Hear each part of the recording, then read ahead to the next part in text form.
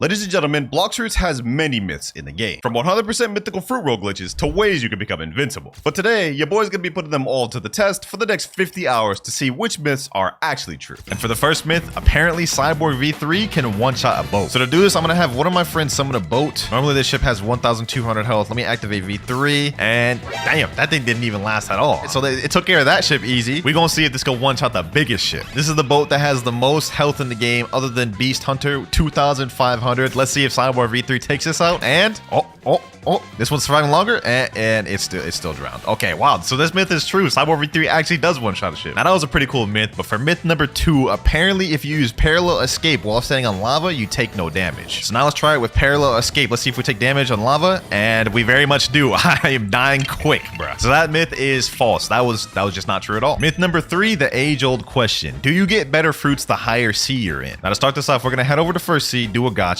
Then we'll go to second sea, do a gacha, compare the first versus second sea, and lastly, we'll do third sea. Me personally, I think this is fake, but we're about to find out right now, boys. First sea, let's see what we get. And we got a spike fruit. Yeah, that's pretty dookie, bro. That's dookie. Now let's head back to second sea. I got my friend Jason about to do a gacha right here. Let's see what he gets. He said best fruit, spike. Damn, he got spike too. That's crazy. So far, this myth's looking false, but I guess we're about to find out on third sea. Got my boy Husky doing a gacha, and let's see what he gets. And no shot. I ain't gonna ask you to drop it, man, but that's actually kind of crazy. Blizzard for the third sea, a legendary fruit. Even though technically third sea had the best roll, I'm still gonna say this myth is false because first and second sea there was literally no difference. It's just 100% luck based. So myth false. Myth number 4, portal parallel escape can negate water damage. All right, let's activate it. Parallel escape. Let's go in the water. Let's see.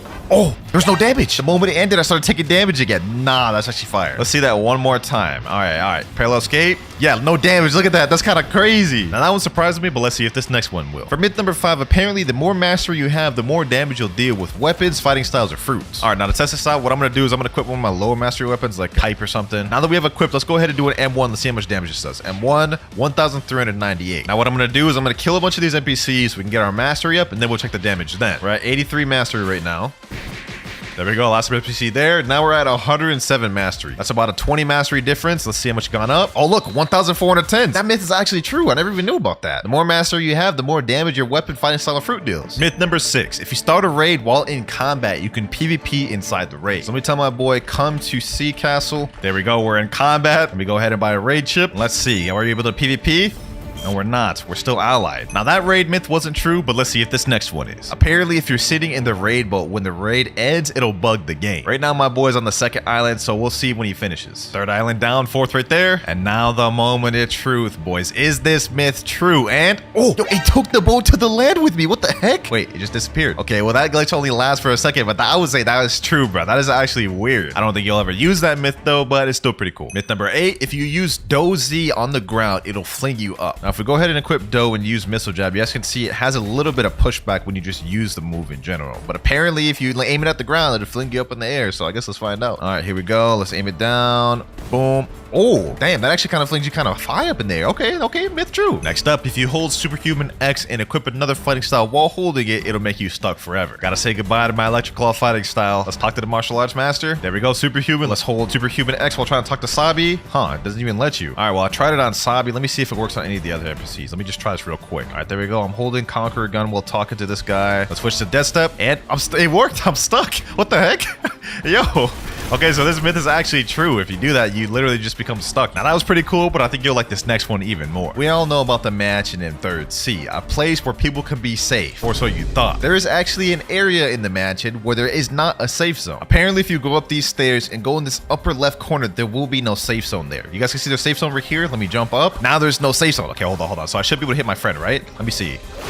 Oh, I can actually hit him. That myth is true. Now, we all know about the Buddha shift glitch, where you unshift the Wicked Buddha, quickly switch over to a sword, and now you have massive swords which have increased hitbox. But apparently, for this next myth, it works for guns as well. Now, normally when you go to Buddha and you pull out a weapon, you guys can see it's still pretty small. I don't even know how this is going to work, but let's go ahead and try it. We shift, unshift with the gun. Oh, wait, hold on. That does look like it got a little bit bigger. Not as big as the swords, but look, that does look kind of bigger. Let's look at the size right now. You guys can see. Let's put it away, pull it back out. Yeah, it got like 5% bigger. Let's try that with a different gun though. Let's say Kabucha. All right, let's try it again. There we go. Oh, wait, actually, this looks kind of big. Hold on.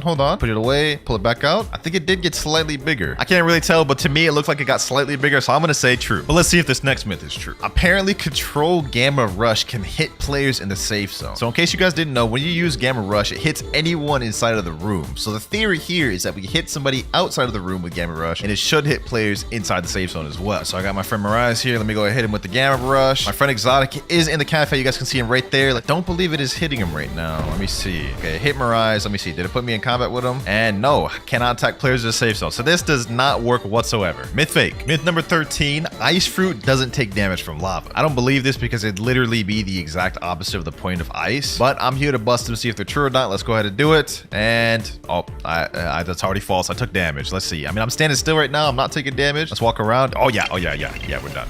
We're done. That myth is not true at all. But what about this next myth? Apparently you can glitch the Saber Expert out of his little zone. So what you need to do is equip Sadie and use the Swords Dance while he's in the corner or whatever. And I guess it's supposed to glitch him out of the area. Let's see. Oh, it actually got him out. Hold on. Let me go see. He's not in the room. He's outside. He's right here, bro. So you could actually use this to troll first seed players and like get the Saber Expert to kill him. That's actually kind of cool, man. Myth confirmed. Myth number 15. If you use Rocket Flight and quickly switch over to another fruit, it'll bug you and make you fly forever. I don't know if the timing on this is hard, so let's go ahead and try. Let's do it. 3, 2, 1, boom. Oh, no, it didn't work. Okay, maybe I gotta try that again. Let's try this one more time. Let me click equip. Blast off. Oh, it worked. I'm literally floating. My hands aren't even on the keyboard right now, bro. My hands aren't even on the keyboard right now. I'm literally just floating infinitely. Okay, so that myth is confirmed. Now, that was a cool one, but I think this next one will be even better. Myth number 16. If you unequip Curse to Katana right after hitting someone with the Slayer of Goliath, it'll make them stuck forever. All right, so here's how we're gonna do this. Apparently, if I open my menu, now I use Slayer Goliath, right? Moment it hits, unequip, he can't move. He's literally stuck. He's literally stuck, bruh. And now I can do whatever I want with this man. Yes, sir. No, Diddy. I'm just playing, bruh. So that was how it looked like on him, but now I'm going to show you how it looks when he does it on me. And this will also tie into our next myth. He's got to do it real quick. There he goes. Boom. Now I'm stuck. For our next myth, if you teleport while being stuck like this, you'll get kicked from the game. So let me teleport somewhere far like Fountain. You guys can see my hands aren't on the keyboard. I'm literally like just flinging like this. And the game anti-cheat is going to kick in and kick me from the game any moment now. All right, I've been doing this for about 5 minutes and even teleporting to different islands to see how it would react and if it would kick me. I haven't gotten kicked yet. It's a cool glitch, but false myth nonetheless. Next myth though, Ice Admiral in First Sea is invincible if you don't have the quest active. So if you go over to Frozen Village and go under here, you can see there's this door, which normally would open if you had the quest line, but we don't, so we have to teleport through it like so. And you guys can see there's a Ice Admiral boss. Now, apparently he's gonna be invincible if you don't have the quest. Let's see, let's try to attack him. Okay, I'm attacking him. Oh wait, I'm dealing no damage. Okay, so this myth is actually true. You can't damage him unless you have the quest. So while we're still on the portal fruit, for this next myth, you can M1 and even use gun M1s while in portal escape. Now normally when you use parallel escape, if you M1 or use a move, it instantly takes you out of parallel escape. Here we go, parallel escape. Let's see if I can M1 him. I can M1 him. I can literally M1 him and hit him while in parallel escape. Hold on, let's try that again with guns. Parallel escape once again. Literally hitting him with the M1s and can hit him with the damn Kabucha M1. And he's even surprised. He's saying, huh? Wait, what? I actually didn't know that. And for those of you portal mains, that could actually be very useful for you. W myth. Moving on to myth number 20. 20% of the video, Cyborg V3 skill can break obstacles in the game. Throughout block streets, there are random walls that can be broken, such as this wall right here. If you use a skill on it, you guys can see it is now broken. Normally, you need to use like a specific skill on a weapon to be able to break it. For example, Dark Air Slash wouldn't be able to, as you guys can see right there. But let's see if Cyborg V3 works. Here we go, 3, 2, 1, boom. And it does not work. So Cyborg V3 does not break obstacles. That myth is fake. And while we're in second seed for myth number 21, apparently on the cold side of hot and cold, there's a chest inside every one of the igloos. Let me go ahead and see if I can teleport inside. Oh, there's a chest inside here. Huh? I didn't even know that. Okay, that first one had a chest in it. Let's check this one. This one has a chest too, bro. There's no shot that third one has one, bro. Oh, it does. It does. It has a chest. It has a chest in there, bro. That's actually crazy. We're out here learning second sea lore that I didn't even know. Chests in all of the igloos. That myth is confirmed. Now, that was some cool second sea facts, but let's go for some third sea ones. For those of you players who are max level and tried to get in the Shark Acre, you would know in order to craft the monster magnet, you need Fool's Gold, which supposedly is only supposed to drop drop from a haunted ship sea event. But apparently regular ship raids drop fool's gold as well in 3rd sea, but it doesn't appear when they drop. I have 7 fool's gold. Okay, so now what we're gonna do is we're gonna go out to sea, and if we get a regular pirate raid, we're gonna defeat it and see if my fool's gold goes up. All right, here we go. Finally got a normal ship raid. Let's go ahead and destroy it and see if we get any fool's gold. One of them's down. We iron 25 fragments. Let's see. Boom, another one down. Iron 25 fragments. We had 7 fool's gold beforehand. Now let's go ahead and check our fool's gold. We had 7 before. Let's see if we increase. 10 fool's gold. So this myth is actually true. Now, I don't know why it doesn't notify you that you obtained fool's gold. Must have been a mistake on the dev's part, but Blox's team, please fix this. Not many people know about that. Next myth, apparently if you use a transformation, then teleport to 3rd sea, it'll bug you. Now, I highly doubt if this is even gonna be true, but we're here to test it out. Let's go ahead and do Buddha shift. Let's talk to the experienced captain. There we go. Let's teleport to 3rd sea, and here we go. And nothing happens. Just a normal game. I can still transform and shift. Yeah, nothing happened. That was a little bit disappointing, but let's see if this next one isn't. Apparently, if you equip the magma fruit, spawn a boat and go out to sea, and go under the boat like this, and use magma shower, it'll give you magma arms, like a bug or something. So let's test this out. Let's go under the boat like this. Magma arms, magma shower. Oh, there we go. It worked. So you have to like kind of like drown yourself a little bit, go into the boat and use it to the point where it interrupts the move. And then it just creates this like blob of magma, bro. That's weird. Myth confirmed. Next myth, apparently Cyborg V4 is faster than Mink V4. Now, I don't really believe this one, but that's what we're here to find out. Got my friend Mirai here. He's going to be Mink V4. I'm going to be Cyborg V4. Let's go ahead and get each other V4 real quick. There we go. I got my V4. Now what we're going to do is we're going to race around this little circle and back here. And the first person to get here wins. Let me say 3, 2, 1, and go. So let's go ahead and do it. There we go. With the V4 jumps, I should have a decent lead, I'm pretty sure. I think we actually might be in the lead heavy here, boys. Damn, Cyborg V4 might actually be faster than Mink V4, boys. What the? Look at this. I won. I won. Wait, if I did another Cyborg jump at the end, I would have won, but he just barely won, man. He said, yeah, I think you won that. Yeah, I kind of messed up at the end by not doing another Cyborg jump, but like in terms of actual speed, Cyborg V4 with the super jumps is way faster. I clear way more distance. So that myth is actually confirmed, man. Now that was a cool one, but I'm interested to find out if this next one is true. For the next myth, apparently you can make Kitsune fly while in Angel V4. So first things first, I gotta reset my race. Hopefully we get Angel first try. There we go, Angel race. Now what I'm gonna do is get both Kitsune form and V4 at the same time. There we go, V4, let's activate it. Now let's go ahead and transform to Kitsune, and let's see. If I hold space, I should be able to fly, right? Okay, hold on. It's not working. Normally when you hold space, you should be able to float with Angel V4. It's not working. Okay, what about Q? I can't even glide with it. Okay, yeah, this just straight up does not work at all. I was hoping that would, because normally, as you guys can see right here, you can levitate and also glide and fly with Angel V4. Normally it works while holding moves, but it seems like with this, it does not. Myth sadly busted. But while we're on the Angel race, this next myth is not really kind of a myth, but just an experiment, I guess. But apparently using Gravity X with the Angel Bow is a one-shot. So let's go ahead and test it out. So I got my friend Mirai here. I got the Angel V4 active. Let's use Gravity Obeisance and go up to him. Let's see if this one-shots him. And it almost does, but it doesn't. Oh my gosh. Oh, it doesn't. It doesn't. I thought that would. Myth busted though. That does not one-shot. He is a 30 million bounty though. Let's see if it works on a 2.5 mil. Here we go. Let's use it. Gravity Obeisance with this. And oh, it did. It one-shot at a 2.5 million. So technically this myth is still confirmed, bro. Now that was pretty OP, but we have one more Angel V4 myth to test out. And it's that a Angel V4 can't make a Ghoul V4 Neo. Now, I'm gonna be honest, this has gotta be cap. But we're here to test it out. Now let's put it to the test. He has his domain. I have my Angel domain. Let me step up closely and well, no more questioning about that. He definitely is kneeling, and that boy getting packed up. That myth was just straight up false. Fake myth. Now, you remember the Buddha sword glitch from earlier, right? Well, supposedly you can do it with T-Rex as well. So you guys can see my sword is pretty massive right now. Okay, pause. So what you have to do is you have to get your Fury Meter full with T-Rex so you can transform. Next step, we have to pull out a smoke fruit. Hopefully I have one right there. And as we're transforming, we have to quickly switch out and pull the smoke fruit out. That way we can go invisible. So let's do it. 3, 2, 1. There we go. All right, I did that perfectly. Now we are an invisible T-Rex. Here's where the next step comes in. What we need to do is we need to switch over to the Warden Sword. There we go, equip that. Then we gotta use the Z move. There we go. And you guys can see now I am back to normal, but my sword is literally twice as big. Also, if we switch to any other weapon while like this, it'll stay big as well. You guys can see, look at that. Now my shark anchor is like twice the size of what it would have been if I was normal size. Also, I don't know if y'all noticed, but my character's also like twice as big. So yeah, that myth is confirmed, but will it work for guns as well? I guess all we gotta do to find out is pull out this gun, right? 3, 2, 1, boom.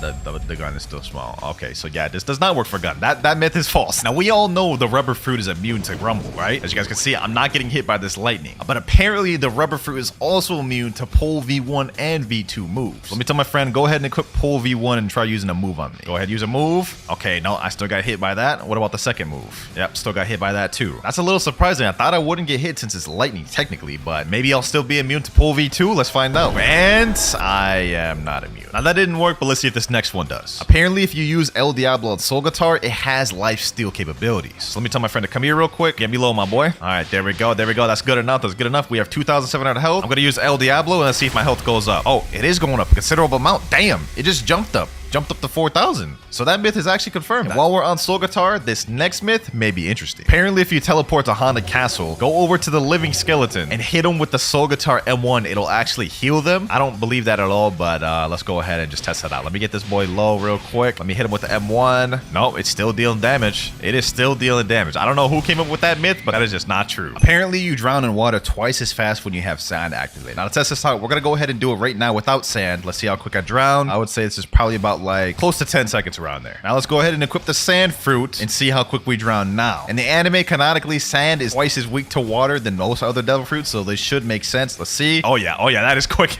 That is way quicker, bro. That myth is confirmed 100%. Next myth, apparently when you dash, you go further if you jump. Okay, normal dash goes what, like 1, 2, 3 squares. Let's do a dash and a jump. Oh, you do go further. You go like twice as far. Okay, that's actually interesting and useful. So if you're in PvP, make sure to utilize them jumps, boys. Myth number 36, you can get more than 3 rumble dashes. Now the timing on this is a bit hard to do, but what you have to do is you have to wait a little bit between each electric flash. Electric flash 1, wait a second. Electric flash 2, wait a second. Electric flash 3, wait a second. Now let me start spamming it. Oh, I do not believe that worked. Here's a video of a guy doing it right here though, and he's about to demonstrate how you do it. So this myth, I believe, is confirmed. I just got the timing wrong. You guys can see right here, he's spamming the F button. 3, 4, 5, 6, 7. He got 7 dashes there. So clearly the myth works. I just couldn't get it down. Number 37, apparently if you activate V4, transform to leopard, then reset in water, something crazy happens. Don't really know what that's gonna do. I think I'm just gonna end up dying. So like, let's just try to do it, bro.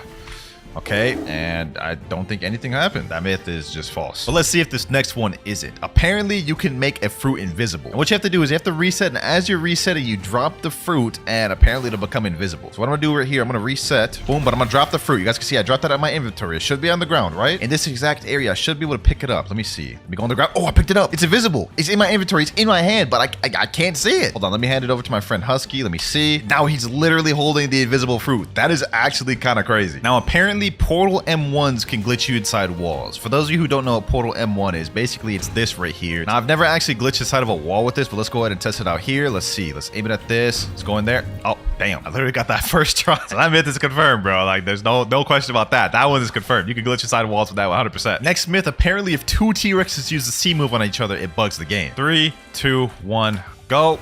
Oh, damn, that bugged the game out, bro. I honestly didn't even expect that would work, bro, but that was kind of crazy. Next myth, if you equip Portal and use Dimensional Rift, you won't be able to use your World Warp while in Dimensional Rift. Now, I've actually never tried this. I've never tried teleporting while in my Dimensional Rift, but let's go ahead and try it. Okay, the gateway pops up, but will we be able to teleport? Let's click Sea Castle, and nothing happens. The portal appears there, and it went on cooldown, but you can't actually teleport. So yeah, that myth is true. Next myth, apparently if you join a game as a Marine, then switch over to Pirate, you won't be able to ally anybody. Start as a Marine. As you can see, there is no ally button. Normally it'd be where my cursor is right now, but usually when you go switch to a pirate, the button should reappear. So let's go ahead and switch to a pirate and see if it does. And no, it doesn't. You see that little empty spot right there where my cursor is? That's where the ally button would normally be, but since I started off as a Marine and switched over, the ally button just glitched out, which is very weird. The devs should definitely patch that, but that is myth confirmed. Number 43, if you kill someone and then do a gacha, you're guaranteed to get a legendary fruit. So let me type in chat, someone come out here, please. Let me go ahead and quickly just pack up one of these boys, you know what I'm saying? Let me pack up this boy right here. Boom, boom, boom, boom.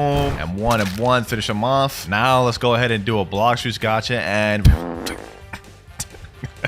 chop. That just did not work whatsoever, bro. 44, if you're Mink V4 and use Mink V3 while in water, it'll negate the water damage. There's no shot this works, right? Like, there's actually no shot. Okay, we're at the water. We have V4 activated. Now let me use V3. Yeah, we're definitely drowning. We're definitely drowning. That is 100% cap. Number 45, apparently you can use Control Gamma Rush outside of the room. If you hold Gamma Rush, wait like 30 seconds, eventually you will be able to move and use it outside of your room. You see, now my arms went down and now I can move, but I'm still holding it. My hand hand still holding V right now, as you guys can see. What I'm gonna do is I'm gonna have my friend come over here outside the room, which I'm gonna let it go. Boom, it activates, it hits him, and now the room is gonna teleport to where I'm at, right? Or I guess not. I don't know what the heck just happened, but it still did damage. You guys can see there. So yeah, that myth is 100% confirmed. And the last myth was true, but let's see if this next one is. Does the Gamma Rush glitch have infinite range? All right, here we go. I'm about to walk up to my friend Mirage. Go ahead, teleport me. There we go. Let's see if it works. Oh, it still works. Does have infinite range. It can be hit no matter where you are. Next up, apparently if two Gravity Cane users use Dimensional Grasp on each other, it'll bug the game. All right, so I got my friend Mirage here. He's gonna use his Dimensional Grasp at the same time I do. Go ahead, hold it, and 3, 2, 1, go. Yeah, nothing really interesting happened there. Okay, well, that myth is false. Now, it didn't work with Gravity Cane, but what about Midnight Blade? It's gonna be the same premise. We're both gonna use portal opening on each other and see what happens. All right, go. Oh, damn. Okay, that wasn't really buggy, but that was nice. That was nice. Still not what I was looking for, though, so that myth is still false. Let's use Cursed Dual Katana next. Except this time, we're going to make it a little more interesting. You guys remember that Cursed Dual Katana glitch we did earlier where it makes you stuck? We're going to see if two people do it on each other, will they both become stuck? All right, so let me go ahead and do this. Okay, let me unequip. Am I stuck? No, it does nothing. Okay, well, that unfortunately was false. Doesn't work. Now, all three of those weapon myths were false. None of them worked, but let's see if this fourth one does. If two Spiky Trident users use Stow Hurricane on each other, will the game bug? 3, 2, 1, go. Yo, yo, that's what I was looking for right there. I was looking for something game breaking like that, man. One last time. 3, 2, 1, go. What the, bro? He literally just teleported me to like under the map, bro. What? This myth is confirmed. Something crazy indeed does happen. Number 50, boys. We're now halfway through the video. Apparently, the CDKX glitch works on NPCs and you can break them to where they can't move. All right, let's hold it. Boom, unequip. There we go. Let's see. Is he able to move? Man, stuck. So that actually works on NPCs. That could be a way you could glitch NPCs. Number 52, if you eat a fruit and leave game before you finish eating it, when you join back, it won't activate. So let's say, for example, you accidentally ate a chop. If you leave while in the middle of eating it, when you join back, you'll still have your previous fruit. Just to make this as realistic as possible, I'm gonna equip kids today and pretend I'm eating this chopped fruit. Eat. All right, here we go. Let's reset. Let's join back and let's see if we still have Kitsune equipped or if we have chop equipped. All right, here we go. Here we go. And I still have Kitsune equipped. So that is true. If y'all accidentally ate a fruit, one way you could avoid using it is just quickly leave the game before it finishes eating. Apparently, if you use Flamingo Ride on an NPC, it makes it to where the NPC can no longer attack you, immobilizing them. So let's go ahead and go up to this NPC. Let's test if that's true. There we go. He's still attacking me. Hold on, let me see. Oh, that doesn't work. Hold on, let me see. One more time. Oh, wait, it does work. Don't really know why you'd want to do that, though. Now, it worked on NPCs, but for the next myth, does it work on bosses? Let's go ahead and go up to Bow and Hancock and let's use Flamingo Ride. And it doesn't look like it works on bosses. Okay, let's give it one more try. Yep, didn't even pick her up whatsoever. So that myth is false, but the first one is true. Next, apparently, if you go inside a Buddha, you won't be able to sky jump. So you guys can see right now, I can sky jump as usual, normal. Let me just go inside them, and now I won't be able to sky jump. You guys can see right there. For some reason, it's just disabled. You can't sky jump inside Buddhas. That myth is true. He said, what, you check it up there? What's it? Nah, bro. No Diddy, bro. No Diddy. Relax with the sus jokes. Next myth, apparently if someone summons a Sea Hunter boat and you go inside the boat like this and transform to Buddha, it'll make the boat fling. So let's go ahead and do it. Buddha. And it didn't really do much of anything. Okay, let's try that again. Maybe it's similar to the magma one where I gotta be under the boat. Let me do it like this. Under the boat. Okay, let's do it like this. Yeah, nothing's happening. I'm drowning though. I'm drowning though. Just let me know in the comments down if this is true, but for me, it's looking like a false. Next one, if you use lightning thrust while using the teleport to home feature, it'll make you fling. Teleport to home, I'm gonna equip E-Claw, and the moment it gets to 1 second, I'm gonna use lightning thrust. Oh, it's supposed to put me on land when you teleport home, but lightning thrust made it like fling me like up in the air. That was weird. Okay, that myth is confirmed. So earlier we couldn't sky jump inside of a Buddha, and that myth was confirmed, but apparently for this next myth, you also can't sky jump while inside of a boat. This one I think is a good one to try it out on. All right, so I'm gonna stand right here and I'm gonna try to Geppo. I'm spamming my Geppo. It's not working. Let me go a little bit outside of the boat and it's working. Let me go inside of it and it no longer works, which is weird. I don't understand why that doesn't work. Number 59, spring is faster than the light fruit. All right, now to test this myth out, I have my friend Exotic right here with the light fruit. We're gonna race at the end of this bridge and whoever gets to the end first wins. 3, 2, 1, and go.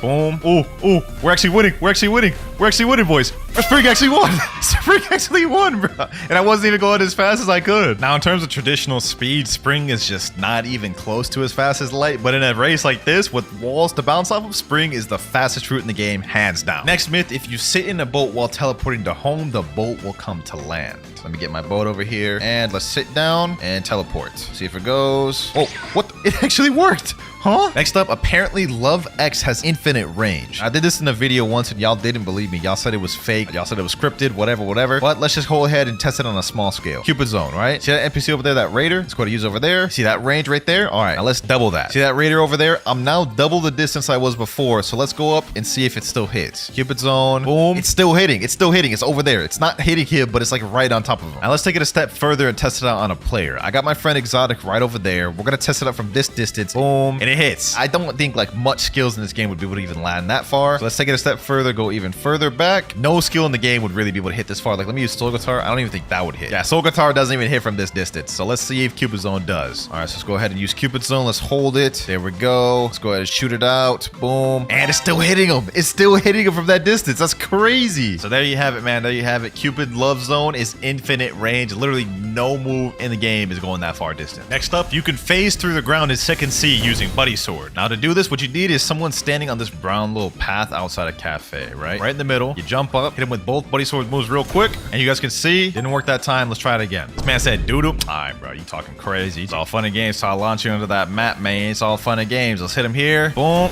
There we go. You guys can see I launched him under there, and man's just drowned from the water under the map. Number 62, apparently if you use Dragon Transformation in lava, it's immune to damage. So let's go ahead and go over here to the lava. Let's use the Dragon Transformation, and let's go down and see if we can be damaged. Trying to go down as far as I can. It's not letting me, so technically by default, this myth is true. Number 63, there is a hidden area inside Haunted Ship. So if you equip Portal and teleport the Haunted Ship, and then you switch over to the T-Rex fruit, there we go, got max bar. Then you have to go in this room right here where the raid boss spawns, go up to the chandelier, go to the top of it right here, transform to T-Rex, and then hit teleport. You guys can see this is now a secret area, which is technically under the cursed ship. Now that myth is true, but let's see if this next one is. Technically, this is under the cursed ship, which means you should be underwater. Can you move around in this without dying? Okay, let's take a step. Oh, damn, my health went down quick. Look at that. I went from 12,000 to 9,000 in like seconds. Look at this. I'm gonna move, watch my health. Went down like another 1,000. What if I flash step?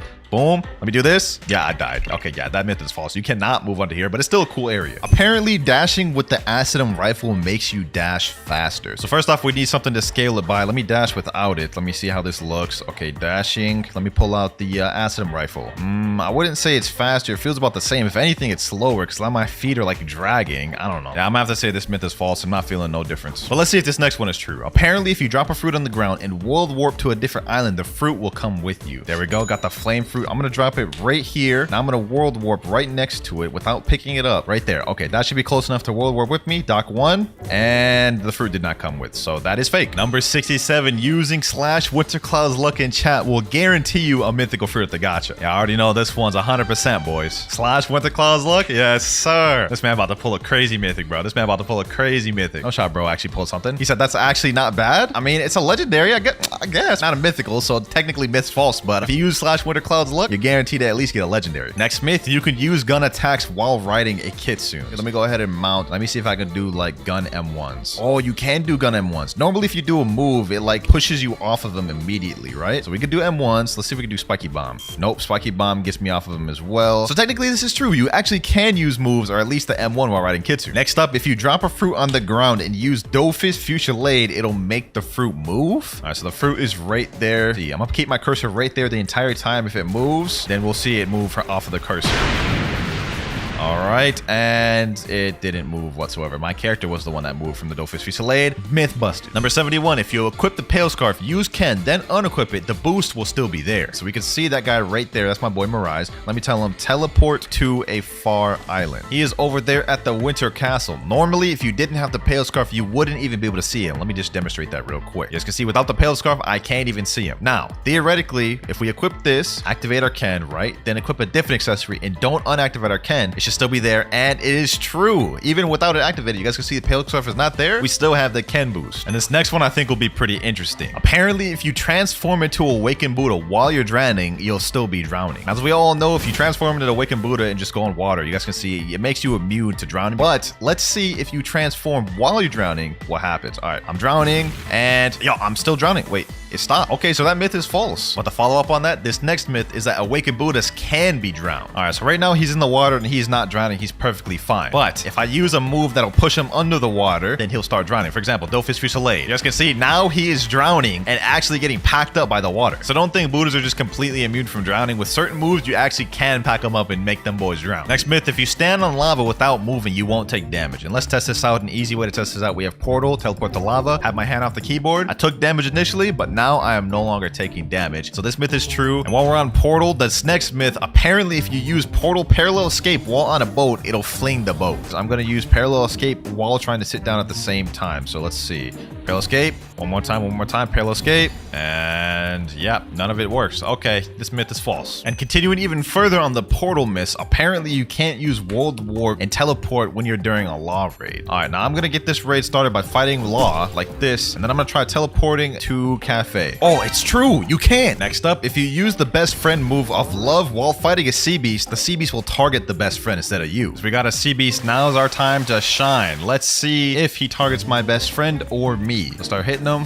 Oh, he is targeting my best friend. Look, he's shooting straight at my best friend. I mean, he's not even shooting me. He's straight up ignoring me. So this myth is actually true. All right, though, with that myth out the way, we have another one. Apparently, second CC beasts give more fragments than third CC beasts. So first off, we got to go kill the Sea Beast we have here. All right, here we go.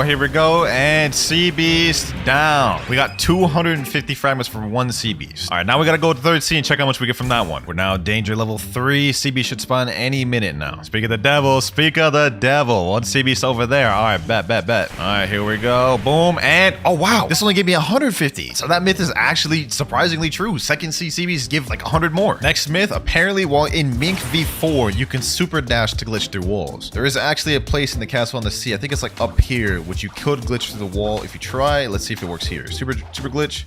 Boom. Okay, it doesn't do it. Let me try this wall. Oh, it went through that wall. Okay, let me try it again. Boom. Yes, sir. You can glitch through walls with this. 2 dragons using Draconic Claw on each other will bug the game. All right, I got my boy right here. We're going to hold Draconic Claw, and then when I say go, he's going to let it go, and we're both going to use it at the same time. 3, 2, 1. There we go. And damn, that was just like the spiky trident move we did, bro. It kind of flung us around a little bit. Okay, that myth is true, but what will it do if we do it in the air? Let's see this. Next myth in the air. Let me tell him go. Oh, okay, that kind of bugged it a little bit more. Next myth, you can't go up the stairs to the Temple of Time without there being a full moon active. All right, here we go. Now we got to talk to this guy right here, Mysterious Force. We are now in the Temple of Time. Now this you can go into without a full moon just fine. But if you open this lever, go through this little doorway, go straight across the hall, you guys can see there's another entrance over here. And you guys can see it is completely blacked out. As you guys can see, no matter how much I go up these stairs, I'm never going to end up getting to the top of it because it's not a full moon. Now you may be thinking that the myth is true because of that, but it's false. My boy Mirage is currently up there even though it's not a full moon, and that is because he has his race completely maxed out and have all the gears. If you have those 2 things, you'll be able to go up there at will, whether it's a full moon or not. So this myth is false. You don't need a full moon to go up there. Number 82, Unawakened Magma Ultimate does more damage than the Awakened version. I'm gonna try to aim it right so all of them hit too. Magma Meteors, boom. Okay, there we go. It's doing a lot more this time. 3,597. Now let's go do the Awakened version and compare. Awakened Volcanic Storm, boom. Yo, yeah, that is way, damn, 7,365. That is not even close. This is no competition, bro. Awakened Magma wins by a long shot. Next one, apparently if you hold an ability while trying to go through a portal, it won't teleport. All right, there it goes right there. As soon as I'm walking in, I'm gonna hold 1,000 strikes. There we go. Oh, it didn't do anything. Hold on. That was weird.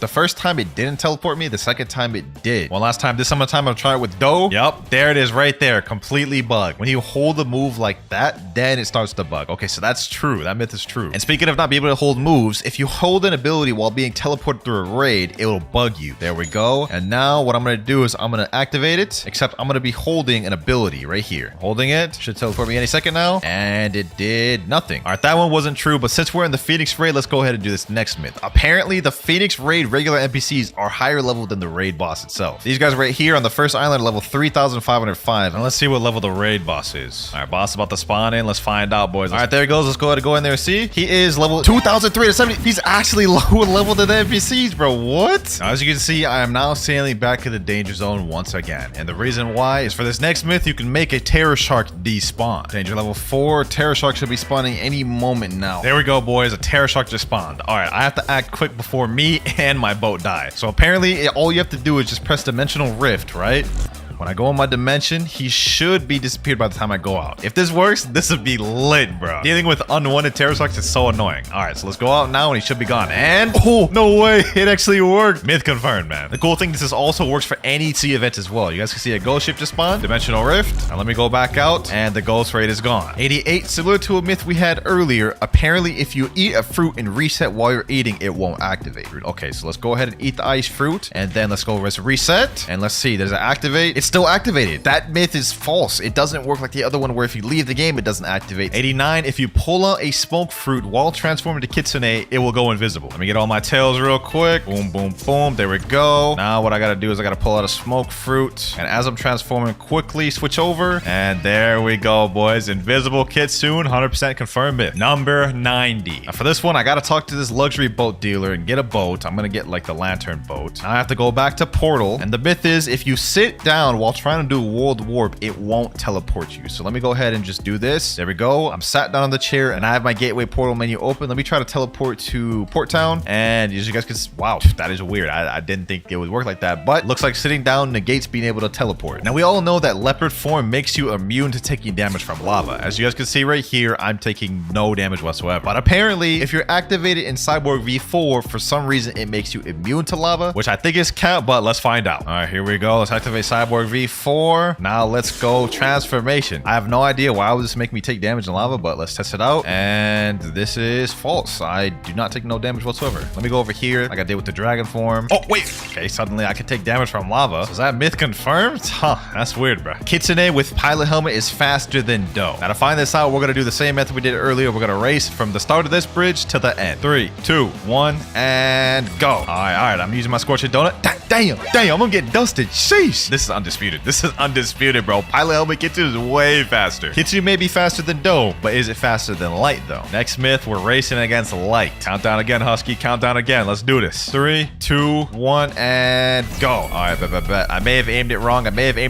But oh, he's already ahead of me. He's already ahead of me. Yeah. Kitsune is faster than Light. 2-0 in Kitsune's favor. Last but not least, boys, I got one more thing up my sleeve. It may have been faster than Light and Do, but is it faster than Spring? The thing that beat Light earlier too. Last race, Spring versus Kitsune. And go. All right. I got the Spring leap. Let's see how this keeps up. Oh, I'm actually in the lead. Yo, Spring actually won. So Spring's actually even faster than Pilot Helmet Kitsune. That's wild. So the last one is busted. Pilot Helmet Kitsune is not faster than Spring. And while we're on Kitsunes, apparently for this next myth, if you ally someone, let them mount you as a Kitsune, then unally them, the Kitsune will deal damage to the person mounted to them. All right, I got my Kitsune form. Let me do transformation. Let me tell my boy Mirage, mount me. Pause. Okay, there he goes. He mounted me. Now what I'm gonna do is I'm gonna unally him, and now I should be hitting him just by M1ing. Yep, I'm hitting him by M1ing.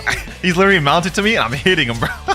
That's wild. I can literally just kill him if I wanted to while he's on my back. Even he's surprised in chat. He said, what the hell? So yeah, that myth is confirmed. If you hold a cursed enchantment after you run out of sky jumps, it will lend you more sky jumps. So let's go ahead and use it. 1, 2, 3, 4, 5, 6, 7, 8, 9, 10. I ran out of sky jumps. Can't jump anymore. Let's hold a cursed enchantment. Been holding it for a while. Let's see if this works. And it didn't regen my Geppo. So that is false. Now that didn't work for Kitsune, but I believe it does work for Leopard. 1, 2, 3, 4, 5, 6, 7, 8, 9, 10. Now you gotta hold spiraling kick. You gotta hold it for like 10-15 seconds and it'll grant you your Geppos back. One of my favorite glitches in the game. Hopefully it didn't get patched. The moment of truth, and let's see.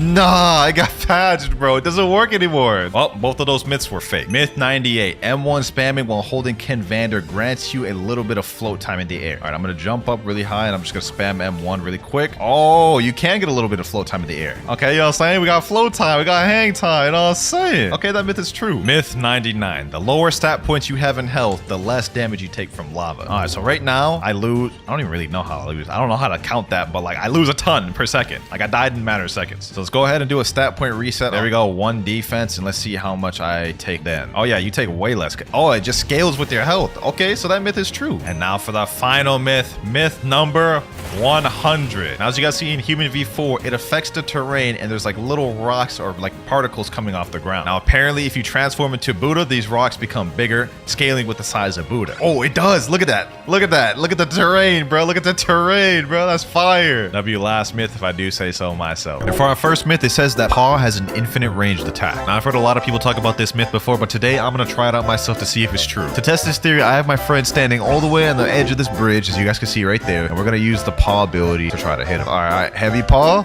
Let's see if that hits him. Let's see if that... I aimed it too high. We gotta try that again. Let's aim right here. Too low?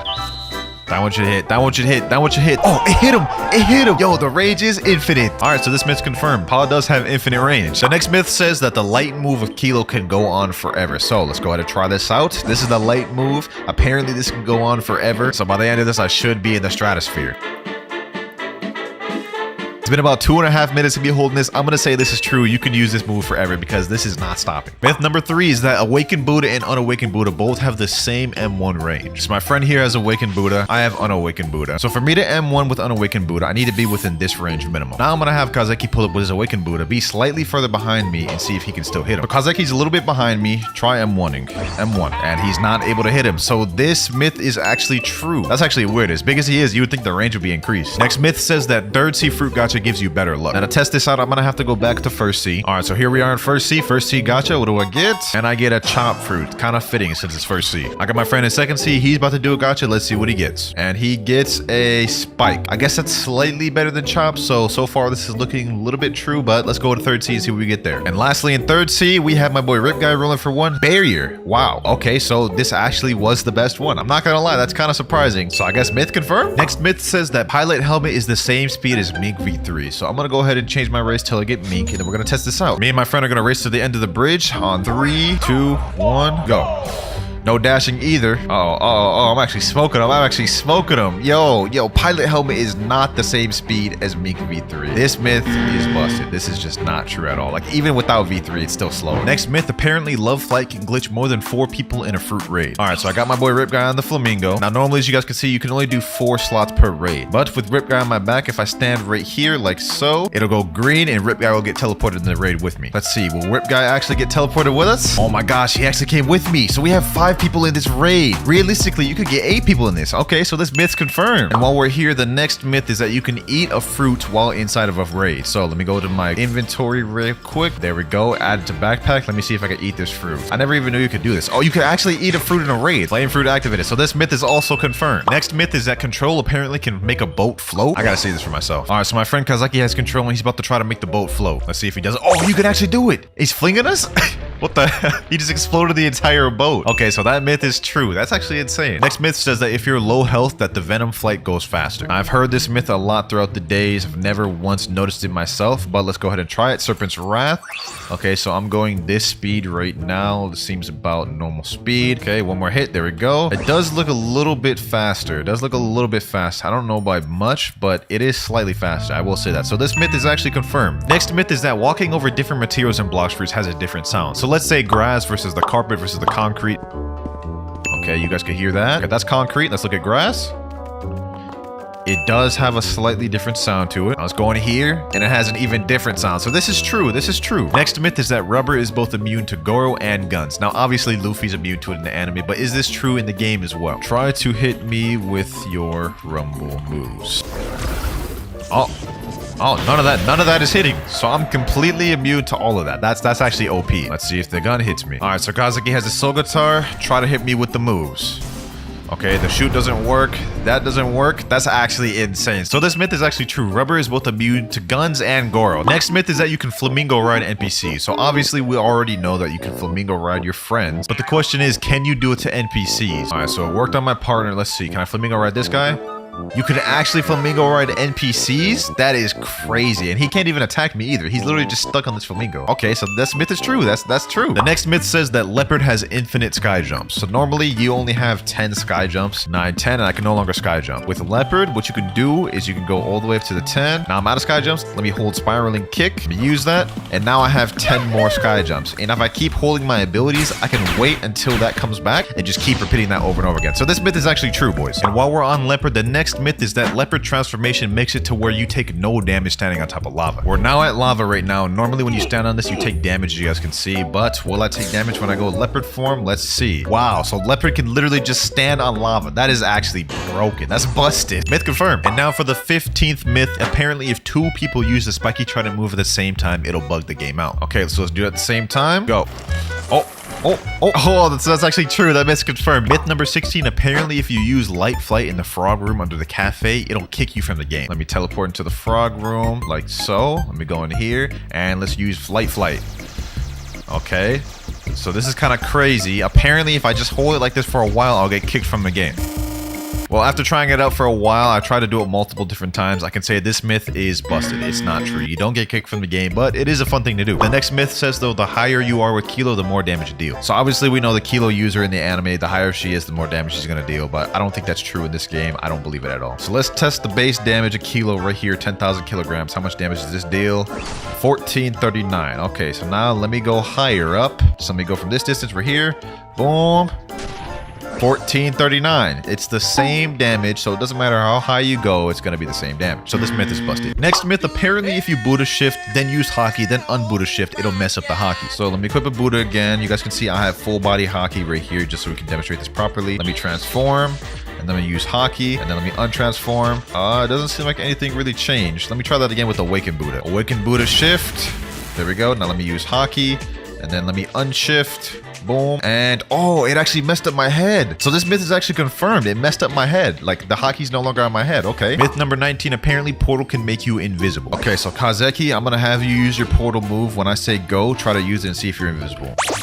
Okay, you use that ability, and now he is completely invisible. Let me use Observation Haki. I can't see him at all. He's in a completely different playing field. That is insane. So this myth is confirmed. I always thought this one was interesting. Next myth, apparently the Angel V3 can heal you faster than you lose health in water. Now, I do not believe this whatsoever, but we're gonna find out ourselves once and for all. Really don't believe this is gonna do much, but let's see. Okay, we're losing health. Okay, and this is doing nothing to my health loss from the water. It didn't even slow it down. I didn't even notice. So this myth is busted. Next myth, you can have the range of Buddha without being in the shift form. I've seen a lot of people do this glitch. What you do is you go shift form like this. Okay, so I unshift and boom. Oh, and my sword is big. And I also have increased range. Like, look at this. I'm gonna hit this guy. You guys can see how far I'm hitting him from over here. So this myth is true. This myth is true. You can have the range of Buddha without needing to be in shift form. You just have to time it right. Next myth, apparently you can use the control gamma rush even outside of your room. All right, guys, I'm gonna test this out. I have my friend Kazeki inside his room. He's gonna hit me with the gamma rush outside of the room. You guys can see right here. Oh, he's actually able to hit me from outside the room? That's actually insane. That is actually insane, bro. What the hell? So this myth is actually true. You can hit the gamma rush even outside of the control room. OP. That's OP as hell. Next myth, if you hold Dragon Seed while talking to the fruit remover, it'll make you float forever. Now, I can't believe I'm about to waste a dragon for the sake of this video, but hey, I'll do it for y'all. I'll do it for y'all. Let's eat this thing. All right, so what I have to do is I have to hold the fire shower, talk to him, and remove it all at the same time. Okay, let's remove it. Oh, he said stop removing. He said stop doing something. Okay, so let me try doing this. Let me hold an ability. Okay, we're holding a move. We're talking to him. Stop using your ability first. So this myth is busted. You can't even talk to him while using an ability. That actually sucks. I thought that was going to be an interesting one. While we're on Dragon, let's go ahead and do this next myth. Apparently, if you hold the Dragon Heat Wave B move, it'll disappear after holding it for a long time. So let's sit here, hold this. I don't know how long this is going to take. I've been standing here for about a minute straight. Nothing's happening. I'm just going to stay here a little bit longer and see if anything happens. So far, this is not looking good. A few minutes later. Oh, it went away after about 2 minutes of waiting. It went invisible. It shows nothing. No animation or nothing. Let's see. Does the move still come out? Oh, it does still come out, but that myth is true. It does go invisible after you hold it for a long time. And we are now at the halfway point, boys. Myth number 25, the magma fruit can walk on lava without taking damage. Now, by all means, this would make sense for it to not take damage, but I don't know. I'm always skeptical about it. Let's check this out. Oh, wait a minute. So magma actually makes it to where you take no damage at lava. So myth confirmed. That is actually true. You take no damage with magma. Next myth, if you try to use spiky trident pull on someone sitting in a boat, it bugs the game out. Okay, I'm gonna try to pull this guy. It didn't really bug out the boat, kind of just made it like lean a little bit. So I'm gonna say this myth is busted. I tried it out twice, didn't really do much. Next myth, light flight goes slower when you're low health. So unlike Venom, this would be the exact opposite. So let's go ahead and look at light flight right now. This is how light flight looks right now. It's pretty fast. One of the fastest transportations in the game. Give me a little bit lower. There we go. That's good. Let me use shining flight. And this is a lot slower. So the exact opposite of the venom fruit. This fruit gets worse the lower health you are. Well, this myth is confirmed. Next myth, Unawakened Buddha is faster than Awakened Buddha. So me and my Awakened Buddha friend right here are gonna race to the start of the bridge on go. Let's get it. 3, 2, 1, go. No dashes. We're just gonna go regular base running speed. Right now, it seems they're about even. Maybe Unawakened Buddha is like slightly faster. Doesn't seem like Awakened Buddha or Unawakened Buddha have any disadvantage or advantage as far as speed go, and it is a tie. Myth busted. Unawakened Buddha is not faster than Awakened Buddha. Next myth, piercing clothesline on Awakened Dough can't go on water. Let's test this out. Piercing clothesline. It can. Okay, so this myth is actually busted. Piercing clothesline can go in water, though it doesn't last for long, but it can go in water, so that is actually busted. Next myth, spirit is the fastest fruit in the game. Now, there is a spirit glitch that exists that you can do if you have it permanent. What I'm gonna do is wait until this spirit bar goes to 9, and then I'm gonna tap it only when it's on the blue side. You guys can see right here, I'm pressing it right now, only when it's on the blue side, boom, and then I go quickly switch over to a different fruit.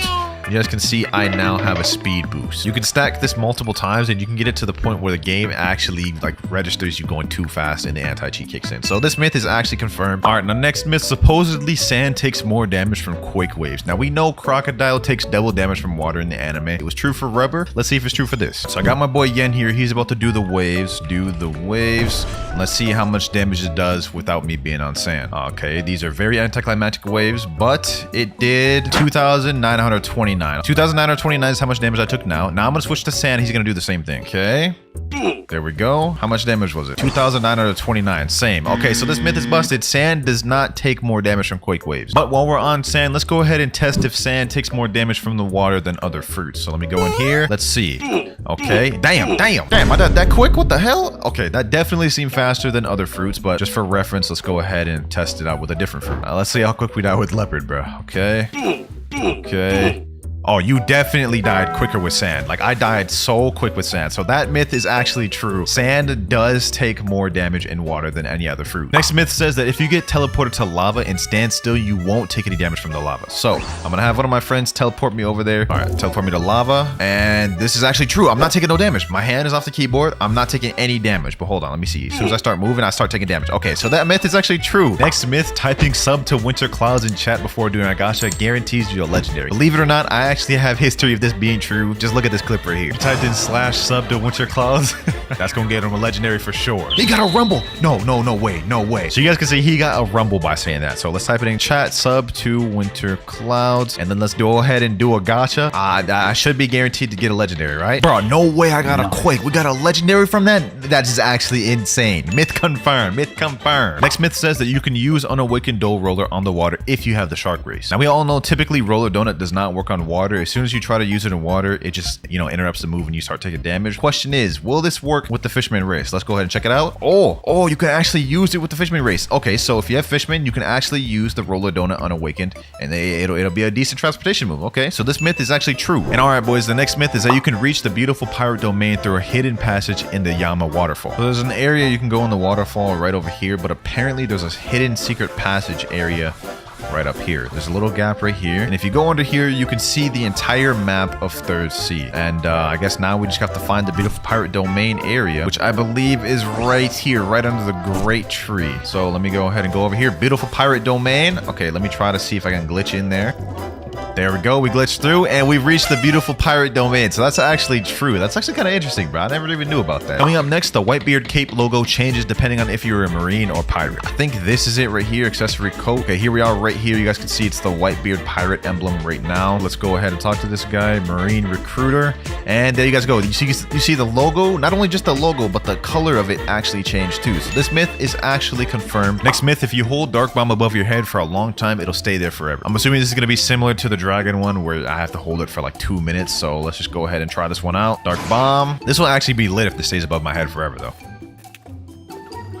A few minutes later. I've been standing here for about 4 minutes. Nothing's happening. I'm just gonna let it go and see if anything happens. Nothing happens. So I guess this myth is busted. It doesn't stay on my head forever. I was hoping it would, but that's a little disappointing. The next myth is actually suggested by one of the fans in the server. He says, if you hold an ability while going in the portal, your game is gonna bug. I think he means the portal up here. So let's go ahead and do this. Let's hold.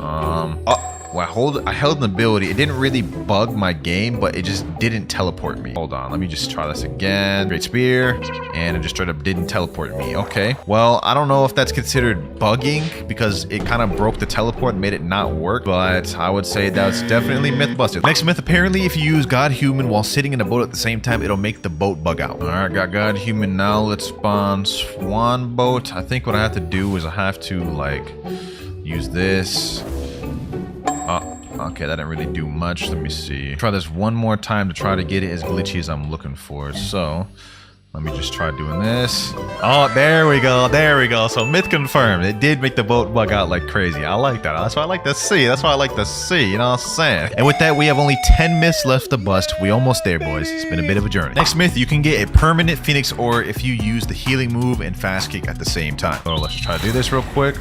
Little famous fast kick. I don't think there's any physical way we could do it at the same time. Hold on. Let me see. Let me see. I tried to use it at the same time. I don't know if this works. Can you even do it at the same time? Give it one more try. Let's give it one more try. This time I'll try to do fast kick first. And then maybe blue flame.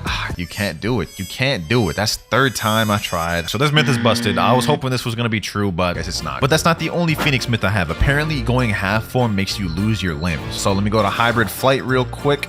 It replaces my arms with wings, but let's see if they come back. Okay, so they came back. No worries, though. I'm going to try to awaken every move once again and see if that maybe bugs them out. Okay, let's awaken all the moves. Swift flight. Okay, so now my arms are replaced with bigger wings. Now let's undo these, and my arms are still there. So I don't know if this myth is busted just yet. I'm going to give it another try, and we'll see if I can get it to glitch. Well, after several attempts of trying to get this to glitch, I can't seem to make my limbs go away. I could have sworn this happened to me once before, but for now, I'm just gonna have to say myth busted. Next myth, you can awaken a fruit without even having to do a raid. So if you guys go to cafe, go under here, go all the way to this corner right here, and then teleport. So you guys can see I am now under the map in second seat. Now, if you go all the way over to, I think it's right there, that building right there, there's a little platform right here. If you look inside of it, you guys can see this is the awakening room right there. All right, I managed to get inside the room. So now I'm gonna switch to a fruit that I'm able to awaken, and hopefully we'll be able to talk to this guy and awaken one of my fruits. Let me talk to him. Greetings, mortal. What do you seek? Ascension? Wait. You cannot talk to this NPC. Okay. I got really excited there. This myth is busted though. You have to actually go through the raid. You can get in the room, which is cool, but it's not gonna let you awaken. Next myth says ice moves can damage sea beasts. There's actually a lot of fruits that can't damage sea beasts. Like a lot of portal moves don't work on sea beasts. So I'm curious to see if this is actually true. All right, we got a sea beast now. It's time to see. Do the moves do damage? Let me check M1. Okay, M1 does no damage. Ice spears. Okay, ice spears do damage. Ice surge. Ice Surge did no damage. Let me see. Ice Bird. Ice Bird did damage. Glacial Epoch. Does this damage? Glacial Epoch did no damage. So this myth is confirmed. While we're still on ice, let's go ahead and test out this next myth. Ice can stand on lava without taking damage. Obviously, Leopard could do it. Magma could do it. Let's see if ice could do it. Let's stand on it. And this myth is busted. Damn. I died quick as hell. Damn. Yep, yeah, that myth was definitely busted. Ice cannot walk on lava like Leopard or Magma can. We only have 5 more myths to go, boys. Next myth, the control fruit can pick up the second sea bridge. I'm on my ult right now with the control fruit. Let me use room. Let's see if we can levitate this bridge. Levitate. Oh, wait. You actually can break the bridge and levitate it. Okay, that's fire. That is fire right there. Yes, sir. Okay, so we can destroy the whole bridge like we bobbed a billet or something, bro. That is fire. That is fire. And that myth is confirmed. But that's not the only myth I have with control. The next myth is that control can cut through barriers moves. So as you guys can see right here, I can cut through this tree with the levitate move. I just cut off the top of that tree. But what we're trying to prove is if Ope can cut through the barrier moves or not. So I got my friend here with barrier. He's got the wall right there. Let me see. Okay, so that is not a good sign. It's not actually cutting the barrier move. It's just making a rock out of it. Okay, we got the stairs now. Let me see. Doesn't look like it can actually cut through. Control cannot cut through barriers moves. It just simply replicates the color through the rock. Next myth, being a marine gets you better luck in the fruit gacha. So to test this theory out, what I'm going to do is I'm going to roll right now as a pirate. I'm going to go on a different ult account as a marine, and we're going to compare what we got. Let's see what I get as a pirate. I get the bomb fruit. Okay, let me drop that. Okay, now we are on my ult account as a marine. I don't know why it's in first seat, but let's go ahead and do a gacha here, and let's see what we get. Yes, sir. A barrier fruit. So technically this is worth more than bomb. So technically this myth's true. Myth number 49, the damage you take from water in each sea is different. All right, so first things first, let's go ahead and test this out in first sea. I have the portal fruit. I also switched my race.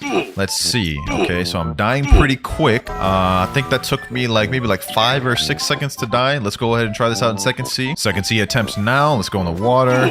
Okay, that feels about the same to me. Third sea test now. Let's see how quick we die. And this appears to be all at the same rate. There's no changes. So this myth is 100% busted. Each sea drains your health at the same rate. And for the final myth, the Love Flamingo ride can make boats fly. Now, I tested out this myth in another video where I was trying out TikTok glitches. Let me try to get him. Oh, he got it there. He got there. Okay.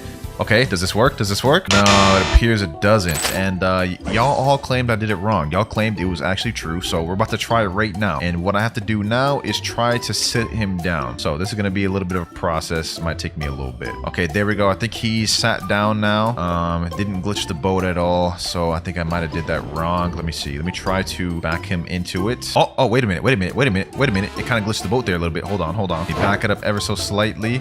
It works. It works. Yo, it's actually confirmed. Y'all saw that? It was messing up the boat. Oh, the boat's floating. Oh, I actually got it to work perfectly. No way.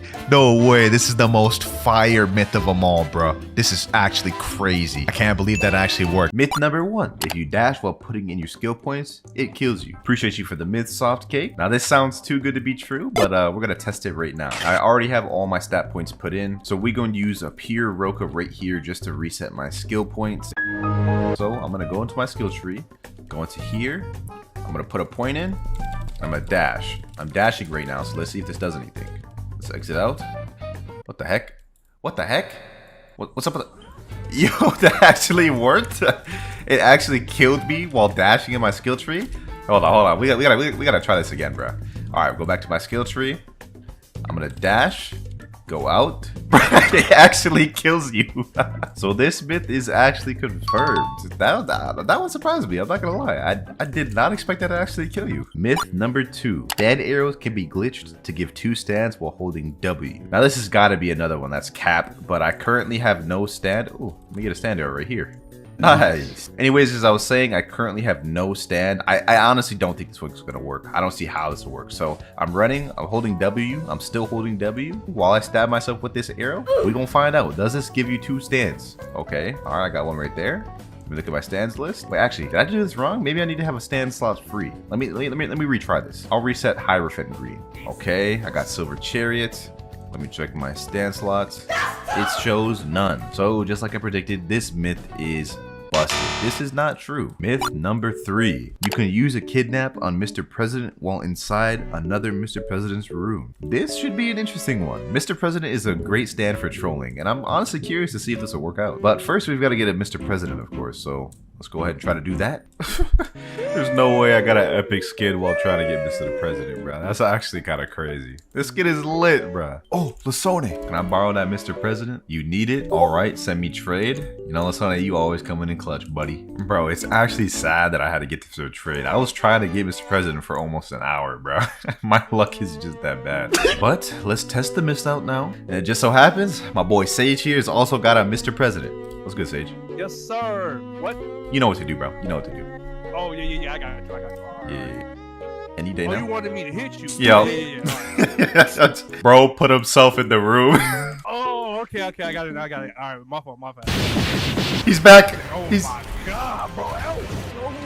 Beat him up. This guy's been arcading us. For a while. Oh my God, we got packed up. All right, Sage, take 2. Pretend that never happened. Okay, now I'm in the room. I need you to get in here, Sage. All right, so let's see. Will this work?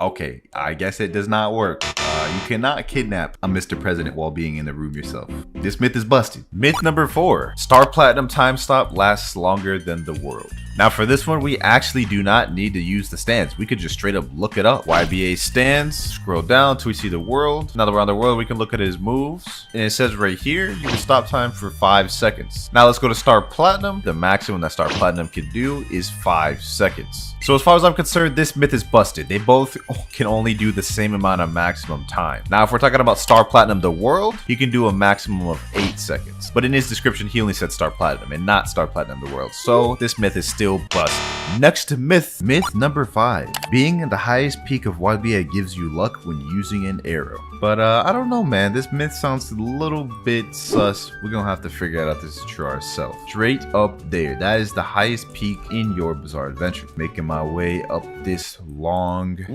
mountain. Pause. I don't know how that came out weird. Alright, bet. We are now on top of the mountain. Matter of fact, let me see if I can get on top of these pumpkins so I can get on the absolute highest peak. Damn, I can't get on top of the... Damn, I can't get on top of the... Alright, you know what? Just being up here will do. I already put in my worthiness, so let's just go ahead and use the arrow. I guess the premise here is I'm supposed to get a good stand since this is supposed to increase luck by being up here. Alright, boys, what do we get? What do we get? Give me something lucky. I think it's safe to say this myth is busted. Being up here does not increase your luck.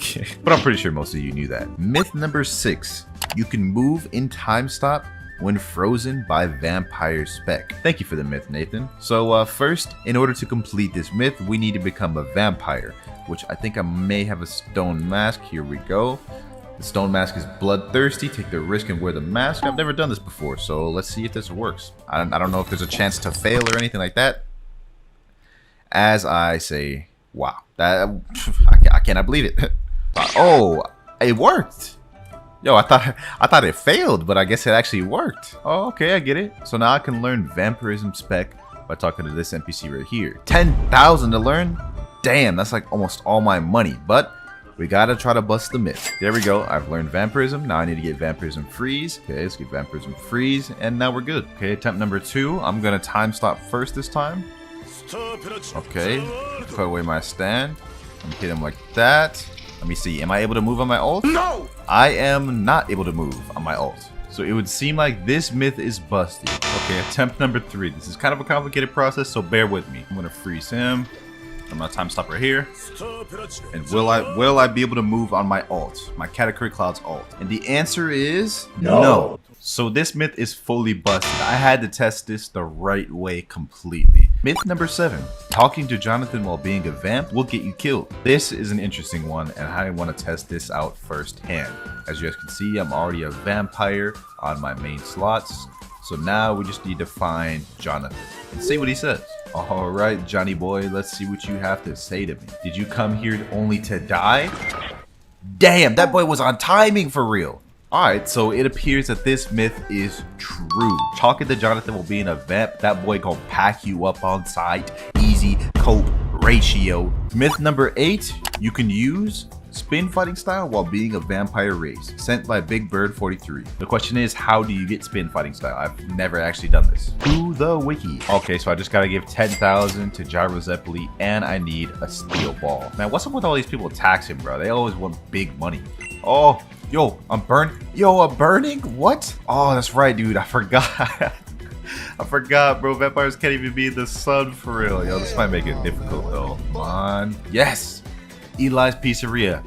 Bro, y'all have no idea how many times I died in the process of getting here. No one told me it was this hard to be a vampire, bro. Alright, Gyro Zeppeli, let me see. Let me put on my steel ball. Let's go. Looks like something in your blood don't mix well with the spin. Oh, I'm hurt. What? Bro, why they on timing for real? Alright, listen, y'all gotta stop lying to me with these myths, bro. This myth is busted. You cannot get spin while being a vampire. That's crazy. Myth number 9. Holding W while using Zoom Punch increases its range. And it was sent by my boy Jawa too. Now, in order for us to do this, we need to Roka the vampirism that I just worked so hard to get. But good riddance, because I hate burning in the sun. That was kind of crazy. Alrighty, I'm free. I'm free. I can walk out in the daytime. Oh man, that feels good. Alright, now let's go test this myth out. So Zoom Punch range is pretty bad, as you guys can see. That didn't even hit him from this distance. Now, apparently if I hold W, it'll hit. Oh, yo, that like doubled its range. Yo, that's actually kind of crazy. It actually works. This myth is confirmed. If you hold W while using Zoom Punch, it actually increases the range. Hold on, let's see that again, boys. That is crazy. It increased its range by like double, bro. Myth number 10. If you're in skill tree while the universe is reset, you will get kicked by anti-cheat. And just like his name suggests, we about to bust this myth. Get it? Because his name's Bust. Shut up! Now that my ult has made in heaven, let's do a universe reset. You go on my stat skill tree. Let me universe reset on my ult. So you guys can see right now, this is the effects of the universe reset. I'm going to speed this up just because this is going to take a little bit. Will I get kicked by the anti-cheat? And the final result is that this myth is busted. Nothing happened. I'm getting that Silver Chariot Requiem on my ult because you guys will find out for this next myth. Myth number 11. Golden Experience Requiem can return to 0, conquer will. And boom, what do you know? I've got Gold Experience Requiem. Alright, so basically, I'm going to use Conquer's Will on my ult, and then I'm going to try to return to 0 it. Okay. Okay, I'm trying to return to 0, but it put away my stand. I think we may need to do another test. Test number 2. Ooh, wait a minute. Yo. I did it quicker this time, and it completely stopped Conquer's Will from affecting me. Y'all saw that? Yo, so this myth is true. Myth number 12. King Crimson Chop never works. Not quite sure what he means by never works. Is the move bugged or something? I guess we're gonna have to find out though. Okay. How did I miss that? That range is actually garbage. Looks like we gotta do another test in 3, 2, 1. Chop. Yo, that move works. Oh, that's Veli. Yo, that's my friend Veli. Hi, how are you? Myth confirmed. Chop definitely does work. And now for myth number 13. If you take a mysterious arrow over Fang's face, you will get shiny 100%. I have no idea who Fang is, so we're gonna go have to find him. Here Fang is, right here. Now I already know this ain't gonna work. I already know, but apparently people be saying Fang, the negotiator luck exists. Oh, I thought that was a shiny Mr. President for a second, bro. I was about to I was about to freak out, but it's just a regular Mr. President. So obviously this myth is indeed busted. What the hell is that? Grim Reaper looking dude? Yo, why can't I hit him? Why is everything going blurry for me, bro? What stand is that? What stand is that, bro? Why can't I see his name? Yeah, get away from me. Get away from me. Hey, yo, bro, what's this man's doing? I do not consent. Send that man to Twitter. All right, now myth number 14. Return to 0 can cancel beatdowns. As you guys can see, I've got my ult here about to do a beatdown on Jotaro, so let's see if this works. Okay. Ooh, so I returned to 0, but he's still taking the beatdown. He just put the stand away, so I don't think that could be considered a cancellation of a beatdown. It did look goofy though, I'm not gonna lie, it looked goofy as hell. But this myth is busted. You cannot cancel a beatdown by using return to 0. Quite interesting. Now, only one myth remains. Tusk Slide can go faster than Made in Heaven speed acceleration. This, I have a hard time believing, so I need to see this for myself. Alright boys, so I've got my friend using Tusk Act 4 over there. I'm using Made in Heaven. And the last one that gets to that tree over there basically wins. So we're gonna go on 3. 1, 2, 3. Ooh. Yo, this is actually close. Yo. Oh my god, yo, I just barely won that. I barely won that. Yo, low-key, we should do another run. Alright, boys, run number 2. Go. Ooh, wait. Oh, yo, this is actually close. This is actually close. Yo, that was actually really good. Yo, Tusk Act 4 did crazy, but I think I was just barely inching ahead. I had a bad start. So the result of this race is myth busted. And for mythical trick number 1, if you get 3 people to go around the gacha and say /Clouds Luck V5, you will roll a mythic. Alright, that's easy enough. I've already got 3 people right here lined up. My boys, look at them lined up. Alright, let's do this. Clouds Luck V5, Clouds Luck V5, Clouds Luck V5. Alright, let's see if this works. We've activated the Clouds Luck V5 luck. Will we get a good fruit? 3, 2, 1, and... Oh, yo, we actually got a legendary fruit, but we didn't get a mythical, so that definitely didn't work. But that's not bad, though. Now, that trick may not have worked, but we have a bunch of others to test. And for the next one, sent in by Bukan Nara, he says, wear all dragon-related stuff. And he actually sent in a clip of him doing this. He literally has Dragon Talon, Dragon, Dragon Heart, and Dragon Storm equipped. He's doing a gacha right now, and let's see what he gets. He actually got Blizzard from that, so we should expect to get at least a legendary, right? On my boy Mariah's account, he does have everything dragon-related. Dragon Heart right here, equip. Scroll down a bit, Dragon Storm, equip. Let's go to permanent fruits. We also got Dragon right here, equip. I'm gonna go with the Western. And last but not least, we have one more thing, and that's Dragon Talon. Let's go up to the Dragon Dojo, talk to my boy Usopp. And you know what? I'm even gonna go a step further. We're gonna wear Dino Hood, and we're gonna go switch over to the Draco race. So we're literally full dragon down to the race. Draco right here. All right, let me spam a bunch of abilities. Let's see if this gives us some extra luck.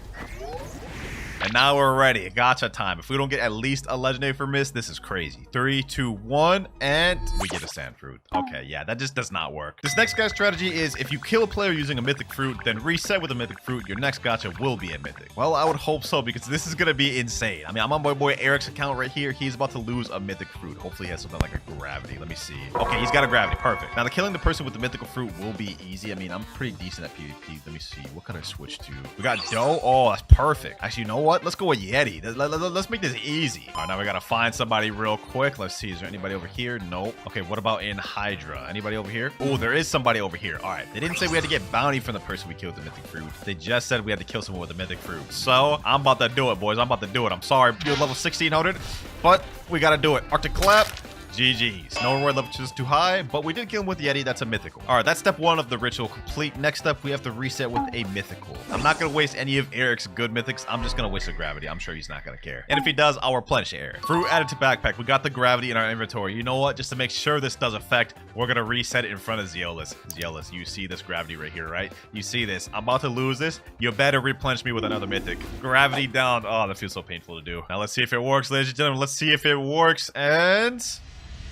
yo, it didn't work, but we got a Buddha fruit. That's actually insane. That's actually insane. We may not have gotten a mythical, but we did get one of the highest valued legendary fruit, so I'm gonna take that. Gravity for this, W. I'm gonna say that was a W method. All right, now this next one says, do/jet ski luck. You will get a mythical. I've gotten so many mythicals since. Yeah, I've heard a thing or two about this jet ski luck. Hey, let's put it to the test. So let's go ahead and type it in, jet ski luck V4. Let me click redeem, and let's get to rolling, bro. I've actually witnessed him pull a blessing after typing this, so let's see if it works for us, boys. You gotta be kidding me. You gotta be kidding me, bro. The jet ski luck does not exist, bro. It does not exist. A spin? Really? Next method sent in by the Dark Lord. He says do 6 different emotes, then reset with a rocket to get a mythical. I mean, that's doable, bro. But do I even have 5 emotes? I mean, I know I got dance 1, dance 2, dance 3. But I think I gotta buy 3 others. All right, we have Roblox Marketplace. Let me go down. Let me filter out emotes. Oh, we got free ones. Tilt, applaud. Okay, let me add these with free ones. Hey, we love saving money. Let me also add board in there. Let me go to my cart and let's buy all that. All right, we're ready. We got 6 different emotes. Let's do it. First off, let me do /E point. That's 1. Let me do /E point 2. That's 2. Let me do /E board. That's 3. Oh, this is actually kind of a fire mode too. Hey, that's kind of saucy. Then we got the classic /E hello, the little wave. What is that? 4. /E tilt. That's 5. And last but not least, /E stadium. All right, that's all 6. Now let's go ahead and do the roll. Are we gonna get a mythic this time? Are we gonna get a mythic? Is this gonna be the one? Nope, this is not the one at all. We got a dang chop fruit. But moving on, sent it by Mystic, have V4 and V3 active at the same time while rolling. And he said this one got me a T-Rex once. You know, strangely, I actually have a good feeling about this one. All right, first things first, I've got to get V4 active. Luckily, I do have V4 on this account. I did that for a video. So let me go ahead and fight these NPCs. Let's see how quick we can get this. All right, this is 1 NPC down. Looks like 2 NPCs gets me about a full bar, especially if I'm taking damage. So this actually shouldn't take that long. There we go, right there. We have human V4 activated. I don't know why somebody's fighting me right now. What is this, Buddha? Oh my god. Okay, hold on. Before we could even get to the damn ritual, we gotta kill this guy. Windbreaker. All right. Oh, now he's running. Look at that. Quickly attacked me, but he's running. But none of that matters. We got V4 active. Let me activate V3. Okay, let me quickly do a gacha. Let's hope this works. And, we got a rubber, but that's actually not the worst thing we could have gotten. Definitely not a mythical, though. You know what? Now I'm upset. I want to kill this guy. GG's. Yeah, so far we haven't got a single mythical yet. It's looking like I may have to gift y'all 5 permanent fruits. You know, actually forget that. I'm not losing hope. We got plenty more to test. One of these got to be bound to work. But for our next method, sent it by this guy, he says, clap beautiful pirate, then wait till night to roll. I mean, that's not hard, but that also seems like very dumb. But I guess this video is me testing out your guys' fruit spinning tricks. So let's try it out. First things first, let me respawn bosses. And now we've got to successfully beat the beautiful pirate. Let's see if we can even do that. We do have Cursed Dual Katana, luckily. So hopefully it's not too difficult. Let me see. Do I have Buddha on this account? Hold on. Let me see. Let me see. If we have Buddha, this is going to be all the more quicker. Do we have Buddha? Yes, we do. Perfect. All right. Say less. We can just Buddha spam it out then. Yeah, we got this. We got this in the bag. Don't even know why I doubted myself. Buddha spam for the win, boys. Buddha spam for the... Wait, what the heck? Where'd he go? Okay, there he is right there. Yeah, Buddha spam for the win. This is going to be a light work, bro. It's light work now. About to enter second phase any minute now. A couple more M1s. He probably will be there. Yep, there we go. Okay. Went back to full health. Now we just got to... whittle him back down again. Actually, hold on. I'm actually getting kind of low. Hold on. I'm actually getting kind of low. Yo, this is kind of sad, bro. This is kind of sad. Hold on. Back off, bro. Charge this thing fully up. Hit him like that. Get a couple M1s in there. Cheeky M1s. Uh-oh. He still hit me. He still hit me. Okay, hold on. Hold on. Back up. Back up, my boy. Back up. Get him there. Get him there. Boom. Get him there. Get him there. Get him there. Slayer of Goliath. Got him right where I want him. Got him right where I want him. And boom. Finish that off there. Okay, now we've clapped beautiful pirate. We've got to wait till nighttime. Let me see. How long is it till nighttime? Oh, sun's already almost down. It took me like literally the entire day. Let's hope it works. And it is officially nighttime. All right, perfect. We waited till nighttime. Now it's time to do the gacha. Will this be the first mythical fruit roll of the video? And wow.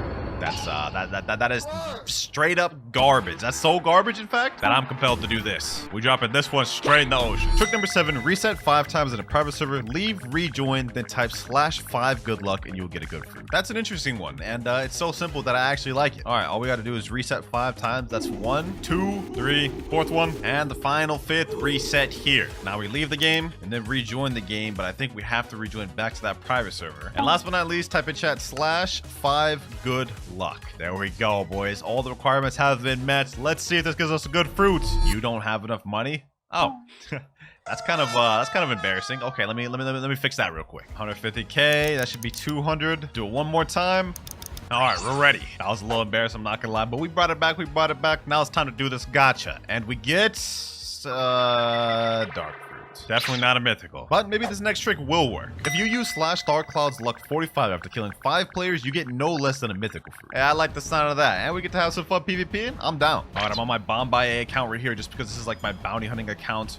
Let's get to the rampage, boys. This guy here. What the heck? Does this guy have his PvP active? Huh? All right, I guess this guy doesn't have his PvP active, but maybe this guy over here does. Let me see. All right, let me do this. Boom. Okay. Boom. Boom, boom. That's 1 kill. Okay, looks like we got our next kill lined up. We need 4 more kills, 4 more kills. All right, all right. Got him there. Boom. Okay. Wait, what? How does this guy survive all that? Oh my god, I'm literally selling. Okay, okay. You know, this guy... Oh, wait, I got a next kill lined up. What are we doing? Playing Ring Around the Rosie, bro? Oh my god. No, no, no. Don't steal my kill. Don't steal my kill. Don't steal my kill. Please, please, please. Bro, he stole my kill. Yo, you're so bad. You're so bad, bro. All right, you're about to get it, bucko. You're about to get it. Oh, wait, I have Meek. What am I doing? Pull him in. Boom. And let me finish him off like this. Lunar Blitz. Got him. That's 2 kills down. Now this diamond guy came back out, so I'll be able to get him. Finish him off. Pause. Got him right there. Get him like this. Boom. Get him like this. Lunar Blitz. And that's him dead with V4. All right. That's 3 kills. Boom. Got him here. Oh, my God. Are we just playing Are we just playing like tag, bro? Like tag you're it? Like I kill one of them, then the other one comes back. Then I kill the other and the other one comes back. But you know what? That's actually perfectly fine with me because then that means it makes my life all the more easy. 4th kill there. There he goes. This guy. There this guy strikes again. There this guy strikes again, bro. There this guy strikes again. I can't believe my eyes. I can't believe my eyes. Okay. Well, you know what? You know who else I'm tired of? This damn diamond user, bro. It's like they're just playing tag, bro. Like tag you're it. I'm just gonna go after you now. Oh my god, why? What? Okay, you know what? I'm Blox fruit stats? No wonder I'm struggling, bro. Oh my gosh, no wonder I'm struggling to kill him. Hold on. I understand it now. Whole time I'm a Blox fruit stat, bro. Whole time I'm Blox fruit stat. I get it now. Get him here. Boom, pull him in. Boom, boom, boom, boom. GG's. 5 kills right there. We're done. Oh, that took a lot longer than I thought it would. Hey, he didn't say it had to be 5 different people. He just said 5 kills. But now we have the final step. /WinterKloudz luck 45. All right, we typed that in chat. Now let's go ahead and do a gacha. If we don't get a mythical fruit from this, as much time I just wasted killing those boys, I might be upset. And, a flame fruit. Yeah, you know what? I could have gotten worse, but this is also like pretty damn low for what I could have gotten. You know, I'm gonna do a good deed. I'm gonna give it to this guy right here. You enjoyed that on S930. Next glitch, this guy says if you give someone a fruit worth over 1 million, you have a 100% chance of getting a mythical. All right, you know what? Let's go ahead and test this out. Let's hop into the server right now. I'm hopping on my 30 million slot. That way everybody knows I'm in here. And he said 1 million value fruit. Let me see. What could I give somebody? I'm assuming the higher you give it, the better value you get back from the gacha. So I'm gonna give someone low key. I'll give away this dough fruit. I'll give away this dough fruit. Let me sit down on his trade table. Let's see what this guy offers for me. Whatever he offers for my dough fruit, I will accept, even if it's a bad trade. All right, I've just put my dough fruit. He put the mammoth up. This is actually a massively L trade, but I will accept it. And we'll see what we get from the gacha after this, bro. I'm literally losing out on a dough here. This is worth like 35 million value. I think mammoth's like 7, but here we go. 3, 2, 1. And that is the trade given away, bro. He just got a free dough. And he's only level 1,778, so that's gonna help him. He said, oh my god. Yeah, I hope you enjoy that. Now let's see. Will this work and give us a mythical fruit? Will we get the mythical fruit this time? And we get... Bro, I just lost a dough for this. No. Trick number 10. If you punch the gacha 3 times, complete a raid, come back and punch him 3 times again, you'll get a mythical. All right, we're pulling up to the gacha right now. Let me punch this man. 1, 2, 3. All right, now that we did that, we got to go and fly over to the raids. I don't have portals unlocked on this account, so we got to use the light fruit and fly this way. Bear with me. All right, we're pulling up to the sea castle. Let me go ahead and switch over to the Buddha fruit. And, you know, let's just complete the quickest raid we can complete. I think that will be the flame raid. Yep. All right, got the chip. Let's get this thing started. For some reason on this account, the only sword that I actually have moves on is Coco sword. So this is I guess what we're using. I also don't have race V4 on this account, but I do have race V3. Luckily, we got the Buddha fruit. We should be good with this. I'm gonna try to speed run this as quick as I possibly can. All right, last NPC right here of this first island. There we go. Island 1 complete. Now we're on Island 2. Let's go ahead and speed run this. Island 2 cleared right there. And now we're starting with Island 3. We're almost done. 2 more islands to go after this. Island 3 complete. Island 4 straight ahead. So far, we're having no troubles with this. So got 9 minutes, 30 seconds left to spare too. Yeah, we got this. We got this. Even if I was only level 1500, I'd probably be able to do this with the Buddha fruit. Okay, maybe that's a bit of an exaggeration, but y'all get the point. We got this in the bag. Now on the final island, and the boss is right here. We got this. I will say that was not my cleanest run. Definitely not my quickest, but we're gonna get it. We're gonna get it, boys. We're gonna get it. Don't worry. Boss right around half health. We just M1 spamming. My fingers are low-key getting kind of tired from this M1ing, bro. I feel like I'm about to get carpal tunnel or something. All right, boss is about to die. He's down. Now we just got 2 more NPCs. And last NPC here. There we go. We switch back over to light. Now let's make our way back to gacha. And we here. Last step, we have to punch the gacha 3 more times. 1, 2, and 3. All right, we got to roll a gacha. Please, game. I just need 1 mythical. 1 mythical so I don't have to give away 5 permanents. Please, will this let this work? Bro, all that work I just did, all that raid, all that just for a damn barrier. You got to be kidding me. Bro, what is going on? None of these gacha rituals are working. I told y'all to send me the best ones y'all got, and we just getting straight dookie like this. What the heck? That man just stole my thing quick as hell. Anyways, moving on to our next trick. This guy says if you trade a fruit away, you will roll it back. Example, I traded my Buddha. I got Buddha and gacha. Interesting. So say, for example, I were to trade someone my shadow I got here. I should pull a shadow from the gacha, making this a true 100% mythical glitch. Let's try it out. All right, we're on a new server right now. I'm just going to try to trade this as quick as possible. Let me just sit down at a trade table. I'm not even going to try to look for a good trade, so we're definitely about to get scammed here, but is there anyone that could trade me? Bro Haven, will you hop on this trade table? Please, bro, please. Someone hop on this trade table, man. Someone hop on this trade. Yep. I see you. You're active. Come on, bro. Go ahead, trade with me. I think you'll like this offer. Let me type in chat, trade. All right, someone finally sat down. Someone named Sigma. Okay, let me put down my shadow fruit. He's putting control and dough. No, bro, just put anything. Put anything with my shadow. It doesn't have to be control or dough. Just give me something. He just jumped. Oh my god. Okay. I don't think he realized he literally could have put anything and I would have accepted it. What about this guy though? NYXY. I put my shadow. He instantly jumped. Okay. We're gonna do this 3rd time's the charm. Blazing Shadow X9. Shadow. Your name is literally Shadow. You have to accept this, bro. Just put anything. He's asking me to PvP and he jumped. Oh, brother. Oh, my God. No, bro. I don't want to PvP you, bro. Okay, 4th time's the charm. Let me put down the shadow fruit. Just put something in there. Umar Khan 274. Okay. sound, dark. I'll accept this. I'll accept this, bro. I didn't think it'd be this hard to find a trade, but we're low-key scamming ourselves out of this shadow right now. I hope it pays off when we get something, at least a mythical from gacha. All right, there we go. That trade is done. Now we do it in the gacha, and we should get a shadow fruit back. Let's find out. Let's find out. Please, game dog. This is like the 4th sand we've got in this video. Glitch number 12. If you spawn a terror shark and die to it before rolling, you'll get a mythical fruit. So you want me to go out of my way to try to search for a terror shark, spawn it, just to die to it. Oh, brother. You know what? I told myself I'll test them all out for this video, so you know what? I guess that's exactly what we're gonna do. All right, well, you know what? Let's just give it a whirl, boys. Let's give it a whirl. Quickest way to get a terror shark to spawn is being in danger level 6 in the ocean. Right now, we're in danger level 1, which has a low chance of spawning anything. Higher levels you go, the more chance you have of spawning things. But also, terror sharks are kind of decently rare to spawn, so this may take us a bit. Danger level 5 right now, and danger level 6. All right, we now have a high chance of getting a terror shark to spawn. We just gotta wait. Heck, did I just get a haunted ghost ship? What the... Bro, this is literally like so rare. This is rarer than getting the terror shark to spawn, and we get this like off the rip. That's crazy. All right, let's just zoom past that. Now we gotta look for a terror shark. This is gonna be cancer. I'm not gonna lie. All right, we get a sea beast. We're in rough sea now, which actually increases the chances even more. So we may get a terror shark soon. Who knows? Yes, sir. Finally, we got a terror shark. Only took us 7,900 meters. All right, now we just let this thing kill me. Go ahead, give me, terror shark. I'm gonna let you kill me fully. We ain't even gonna die to water damage. All right. I ain't gonna lie, you taking too long, terror shark. There's 3 terror sharks? Look at this. Oh my health.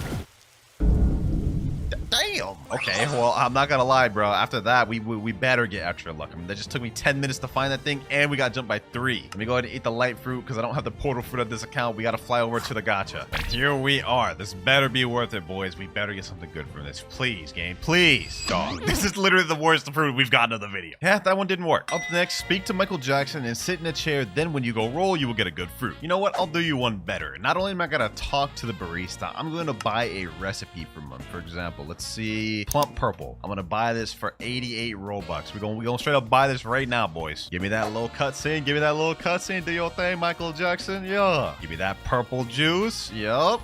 Drink that up. All right, bro. Don't ever let me make that sound effect again. Don't ever let me make that sound effect again. Let's go and check out the aura. Yeah, purple. All right, bet. Hopefully this increases our luck. Please, game. Please give me some crazy luck. Please, game. And oh my god, bro. This is so bad. This is so bad, bro. None of these things are working. At this rate, it looks like I gotta give away 5 permanent fruits. Unless this next one works. Before you spin for a fruit, pull out your best mythical, then roll a fruit. And this guy says he got Yeti. Well, at least I don't gotta do anything difficult for this one, so it doesn't hurt to test. Alright, I'm on my alt account right now. Hopefully I have a mythical fruit on here to show to Zealous. Let me see. Oh, not only do we got a mythical fruit, we got a Yeti fruit to show him. Okay. This has gotta work, bro. This has gotta work. Alright, let me pull up my Yeti fruit. You see that, Zealous? You see that? The big, juicy Yeti right in front of you. Now, Zealous, give me something good or close to this. Please. I'll take even a gravity, bro. I'll take even a gravity, because that is a mythic. Please, Zealous, please. Oh, yo, this is the best thing we've gotten in a while. Not a mythic, not even a high tier legendary. It is a rare, though. You know what? Not bad, but still not what we're looking for. Next glitch, if you kill every boss in the sea you're in, you're guaranteed to get a mythic. All right, that's easy enough to test out. Let's start in first sea. First up, we got Gorilla King. Dead. Next up, we got Bobby. This guy should get 1 shot. Oh, what the heck? He didn't get 1 shot? Okay, hold on. Let me back him up there. There we go. Second one down. Next up, we got the Saw boss. And yes, I did reset that Yeti for this light fruit, so we can get this done quicker. All right, Saw down. Now we got the Yeti. Quickly pack this guy up. And 1 and 1. There he goes. Now we got Mob Leader, Vice Admiral. After that, we got Saber Expert down. Now we got Chief Warden. Next up, Warden. Last boss on prison, we've got Swan. There we go. Next boss in line, Magma Admiral, and he's down. Almost done, boys. Next up, we got the Fishman Lord. About to make light work of this fish. Turn this boy into sushi. Boom, boom, boom. There we go. Oh, we also got a trident from him. Okay, not bad. 3 more bosses left. Let's keep this speed run going, boys. We got Weisberg next. Let me see if I can make quick work of this boy. Hopefully I don't get packed. Yeah, no, we got this in the bag. Yeah, I got worried there for a second, but we got it. All right, Weisberg down. We got Eminem next, and then last but not least, Cyborg Frankie. We good. Now we got Enel. Whoa, this guy's actually gonna get me low. Hold on, I gotta keep up my streak of not dying. Here we go. All right, Barrage of Light. This should kill him. Boom, stomp, back up, and 1 and 1 and 1. Light Ray, GG. And now we have the final first sea boss, Cyborg Frankie. All right, he's done. Now, if I don't get a damn mythical fruit after all this, bro, I'm cooked. Let's teleport back to home. Let's head our way over to the jungle. All right, Blox, gotcha. I need you to come through for me, please. I need you to come through for me and give me something good, please. Bro. Oh my gosh. We got a diamond fruit. He's smiling, but I'm not. Now we're moving on to the final spinning trick of the video. Giving away 3 permanent Buddhas gets you an instant mythic from the gacha. This one's gonna be painful, boys. But I've loaded up a bunch of Robux on this account.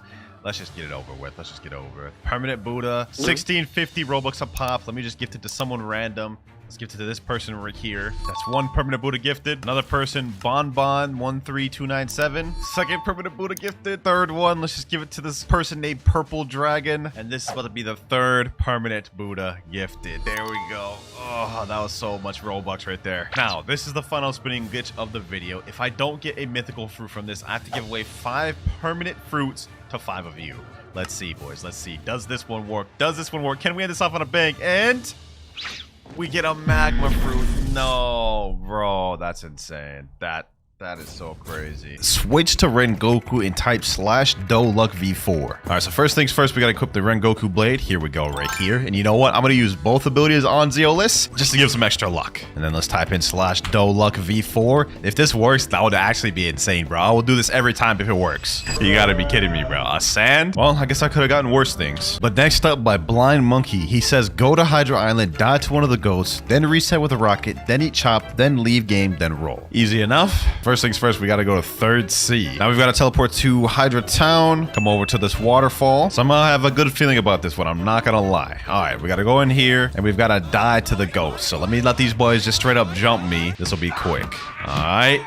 There we go. Damn, I lost 1,500 honor to them. Okay, this better be worth it. Next thing, I believe we have to reset with a rocket. We've got no issues doing this. There we go. Bye-bye rocket. Now we've got to eat the chop fruits. This is kind of extra. I'm not going to lie, but let's go ahead and eat that. Munch, munch. Then we've got to leave the game, and now we can roll. All right, Zeolus, please give me luck. Please give me luck. I did all that. Give me something good. Give me something good, and I guess that's just fate, isn't it? We reset with the rocket fruit, and we ended up getting a rocket. This next guy's strategy is trade your love to barrier and spin. It'll give you a good fruit. And he also said, no, trade someone who is not your friend. You got me, because that was exactly what I was about to do. This shouldn't be too difficult at all, because I'm literally downgrading. But let's see. Trading love for barrier and spin. What the heck is going on here? These boys pointing a gun at each other?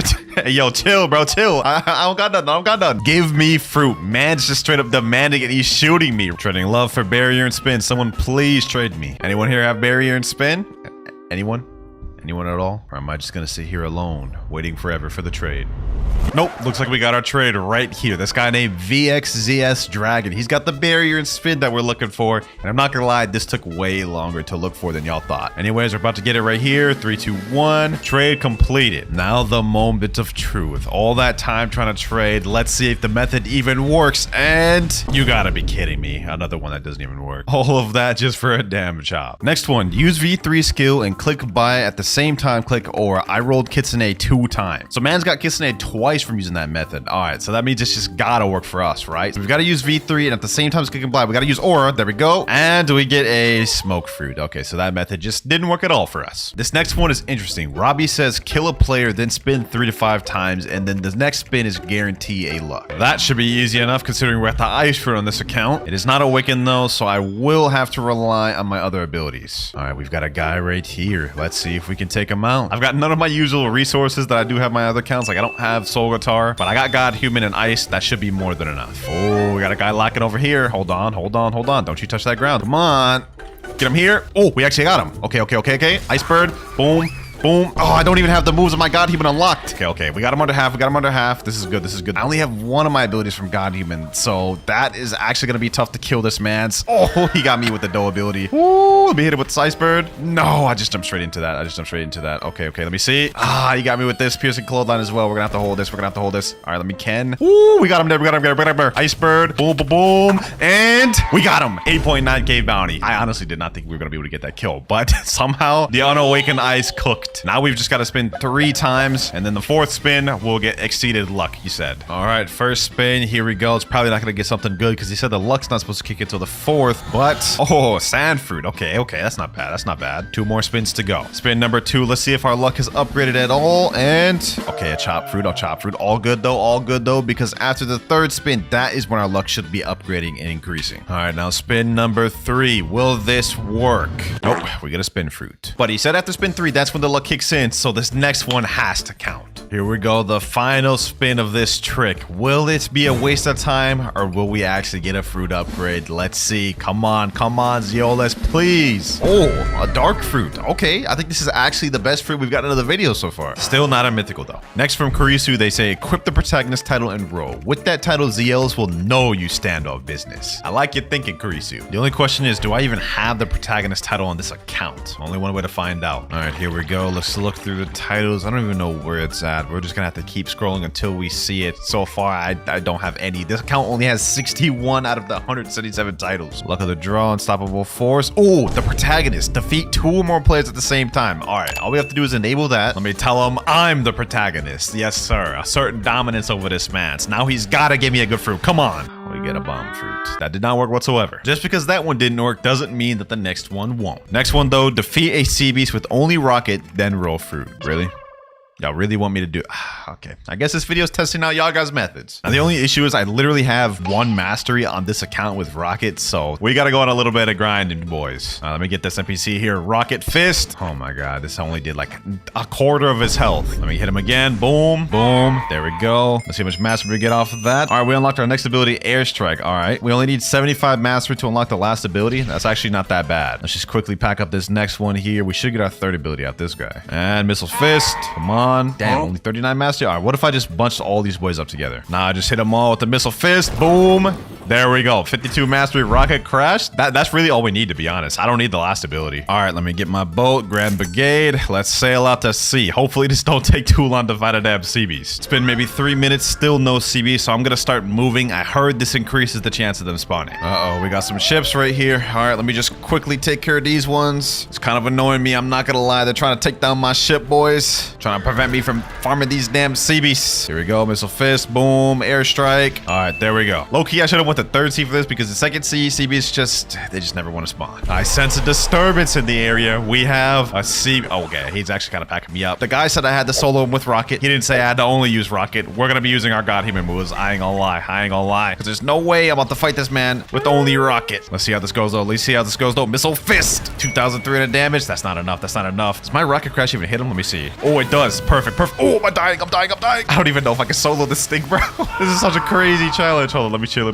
We need to heal up. So using Rocket Crash is a big no-no. It literally just pushes me into the water, and I do not want to die to water damage. Oh, this is so damn difficult, bro. Why is CB so damn hard? Where's this health at? 42,000? We can actually do this. Missile Fist, Airstrike. Come on. 13,000 health left. Please. No. One more move. We gotta finish up with Rocket move. Missile Fist. There we go. Oh my gosh, bro. That was so close. I was literally like 2,000 health left. All right, now we go spin. All that work, we better get something good. Come on, Zeolas. Come on. We've got to get something good. We've got to get something good from this. And... Yo, we got a Venom from this. Yo, there's no shot that actually worked. What am I even saying? I'm not even saying English right now, bro. I can't believe the whole CB strat with Rocket actually ended up paying off. We got a Venom. First mythical of the video. So this next guy is actually a bit long. So it says eat Rocket Fruit 3 times, then type /low-key, then type /luck, then type /Jujubo TV style. All right, let's see if this works. I highly doubt it will, but maybe. You never know. All right, we got 7 rockets, so we've got definitely enough rockets. Here we go. Let's eat this. That's 1 out the way. This is so dumb, bro. I'm about to waste 3 rockets. Another one down the drain. There we go. And last one here. There we go. Last rocket. Now he said type /low-key, /luck. And last but not least, /Jujubo TV style. Come on. Give me the Jujubo TV luck. That man's got like some of the craziest luck I've ever seen. Please. You don't have enough money. Okay, well, this is actually embarrassing. Let me go fix that right now. Insufficient fund. I don't even have enough Robux or money. This is actually really embarrassing. All right, here we go. Peace has been restored. I now have the money. And I just retyped all the text just to make sure we get the maximum luck possible. Well, that obviously didn't work. That was very ridiculous. I had to spend Robux and my own money just to get a spring. This guy's strategy says try to kill all bosses in the sea you're in. This is about to be a whole damn mission, bro. All right, first things first, we've got to even make it to Port Town, like, which may be difficult because I feel like I'm about to get jumped right now. Oh, there's players right there. Come on. Just let me make it to Port Town, please. Since we're in third sea, the first boss on the agenda is the stone boss. Oh my god, oh my god. Rise, I'm about to spawn my damn bolt. Oh my god, this bro just jump scared me. Yo, bro, he's tripping. You're tripping, my boy. Why? Oh, is he chilling now? He is not chilling. He is not chilling. He's stampeding towards me. Yo, hold on. Let me just quickly spawn my boat. Let me just quickly spawn my boat. Please, please, please, please. Grab the gate. Oh, come on, come on, come on, come on. Let me run away. Let me run away. Wait, I think we got away. No, we did it. Oh my god, he's running my boat. He's running my boat. Bro, this is so damn menacing, dog. Oh wait, you can't do anything except he's slowly damaging my damn ship. Please, can you just leave me be? What did I do? Oh wait, he's stuck behind now. He's stuck behind now. Yes, we got ahead. We got ahead. Eat my dust, mammoth. Eat my... What the... Is this man hacking? There's no shot. There's no shot. He actually just like dashed his way over here, bro. That is wild. This man is on a mission, bro. He is dedicated to killing me. I don't even understand why either. You know what? It's time to unleash the beast. It's time to unleash the beast. I'm tired of him. I'm getting tired of you, bro. You leave me no choice. Boom. Uh-oh. Uh-oh. Oh my god. Oh my... Yo, I'm running. I'm running. That's not even fair. All that struggle, we finally made it to Port Town, boys. Didn't think I would see the day. Now, is the stone boss here? Let us find out. Oh, looks like he's here. Looks like he's here. Somebody's fighting him. Somebody's fighting him. I need to get some credit. I need to get some credit. We need to quickly just start fighting him while he's still here. Flame Destroyer. Come on, come on. There we go. There we go. There we go. That's the way right there. Where'd he just go? Oh, there he is right there. Now, I do have this leopard fighting with me. However, the guy didn't say we had to solo the bosses. We just have to kill every boss in the sea. So if I can get credit, I think it counts. Oh my god, this damn leopard, bro. Oh, first we had to worry about the mammoth. Now we have to worry about the leopard. What is this, a damn zoo? Just let me get enough credit to kill this man's, bro. Flame Destroyer. Boom. There we go. And we got credit. Sheesh. I'll take that. I'll take that. First boss stone down. We have like 5 more to go. And this has already been so much of a struggle on this account. I'm not going to lie. Next boss we have, though, is the Island Empress. And I've actually decided to eat the love fruit just to make this easier on this account. And there she is. Island Empress. You about to catch the craziest mirror match. I ain't gonna lie. Let's make this quick. Let's make this quick, boys. Crazy how she's still using the old version of love. Meanwhile, we got the new upgraded version. And final heart shot here. That was actually pretty easy. Only a few more third sea bosses left, but next we have Kilo Admiral. This boss is irrelevant and nobody cares about her, so let's just make this quick. Let's just pack her up. This is a crazy mission. All this just for a fruit, which is probably gonna be a crap fruit, let's be real. All right, here we go. Kilo Admiral should be down. Now we've got to go over to Turtle Island where we'll fight like 3 or 4 bosses. All right, here we go. Captain Elephant right there. This is like one of the most annoying ones. I'm not gonna lie. He's like my arch nemesis. For some reason, I just always have crazy trouble with this boss. Yep, and it would appear this time is no different. All good because we got that crazy comeback flow, boys. Watch. There we go. Sheesh. And we're actually unlocking all of our love moves as we're doing this. Uh-oh, is that a player? Is that a player? Please, no. Please, no. Why? What did I do? What did I do? Just relax, bro. Relax. I'm not even trying to fight you for real, bro. I'm not even trying to fight you, bro. Please, leave me alone. You know what? You got it, bro. You got it. Because now I have this. Died recently. The players won't be able to get me now. Beautiful pirate. Here we go, boys. Heart shot, boom, Cupid zone, and that is beautiful pirate down. And we got Ken Vander, damn. Next up, Longma, and I'm about to make this quick. We about to speed run through this like we Sonic. Oh my god, we got players in here. 2 players, bro. What did I do? What did I do to deserve this, bro? Double team, was that really even necessary, bro? Well, let's just finish the job. Let's just finish the job. Let's get it. Let's get it. There we go. Longma down. 1 boss left. This has been a crazy journey. Final boss, third sea, and she's not even here. All right, what about this server? Still no. All right, we finally got into a server where she's here, but 2 people are already fighting her, so we're just going to jump in straight to the middle. Hopefully I can get credit. Hopefully these people don't just straight up jump me. Like, I've just been getting straight up bullied throughout this entire video. This time, it's got to be different, though. It's got to be different. Let me kill this guy. 8.9k bounty. I'll take it. I'll take it. I should 100% have credit now. Heart shot. Yeah, we've dealt like over 40,000 damage. We should be good. Final boss here, boys. Final boss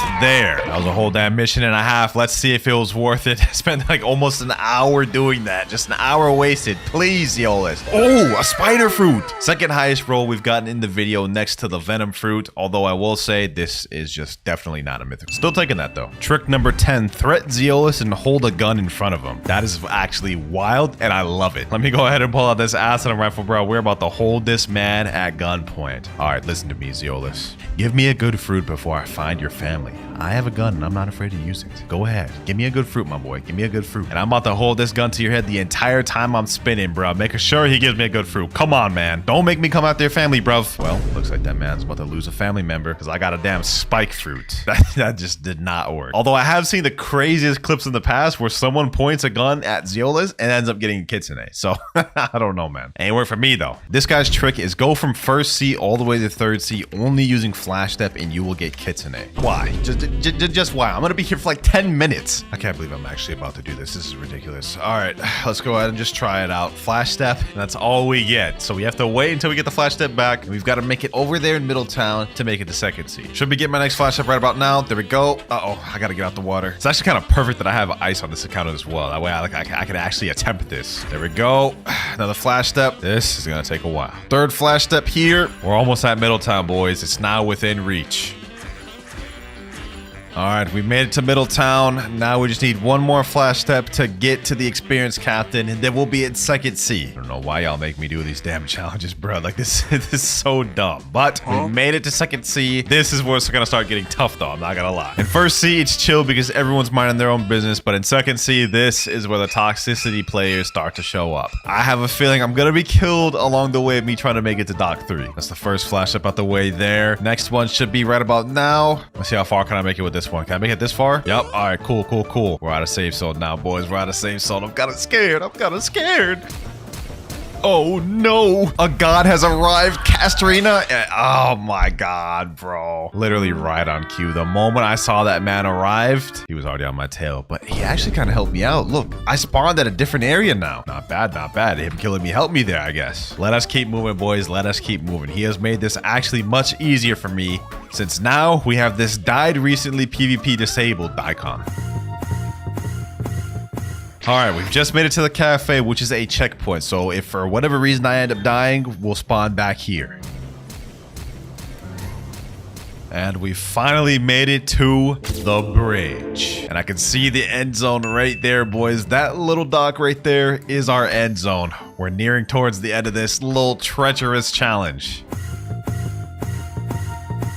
Almost there, boys. Almost there. We have one final flash step and we'll be done with this. If I don't get at least a mythical from this, I'm gonna be upset. I've spent 10 minutes just flash stepping. There we go, Mr. Captain. Wait, am I still not close enough to talk to him? That is actually wild. That is so wild. I'm right in front of him. All right, I guess one final flash step to go.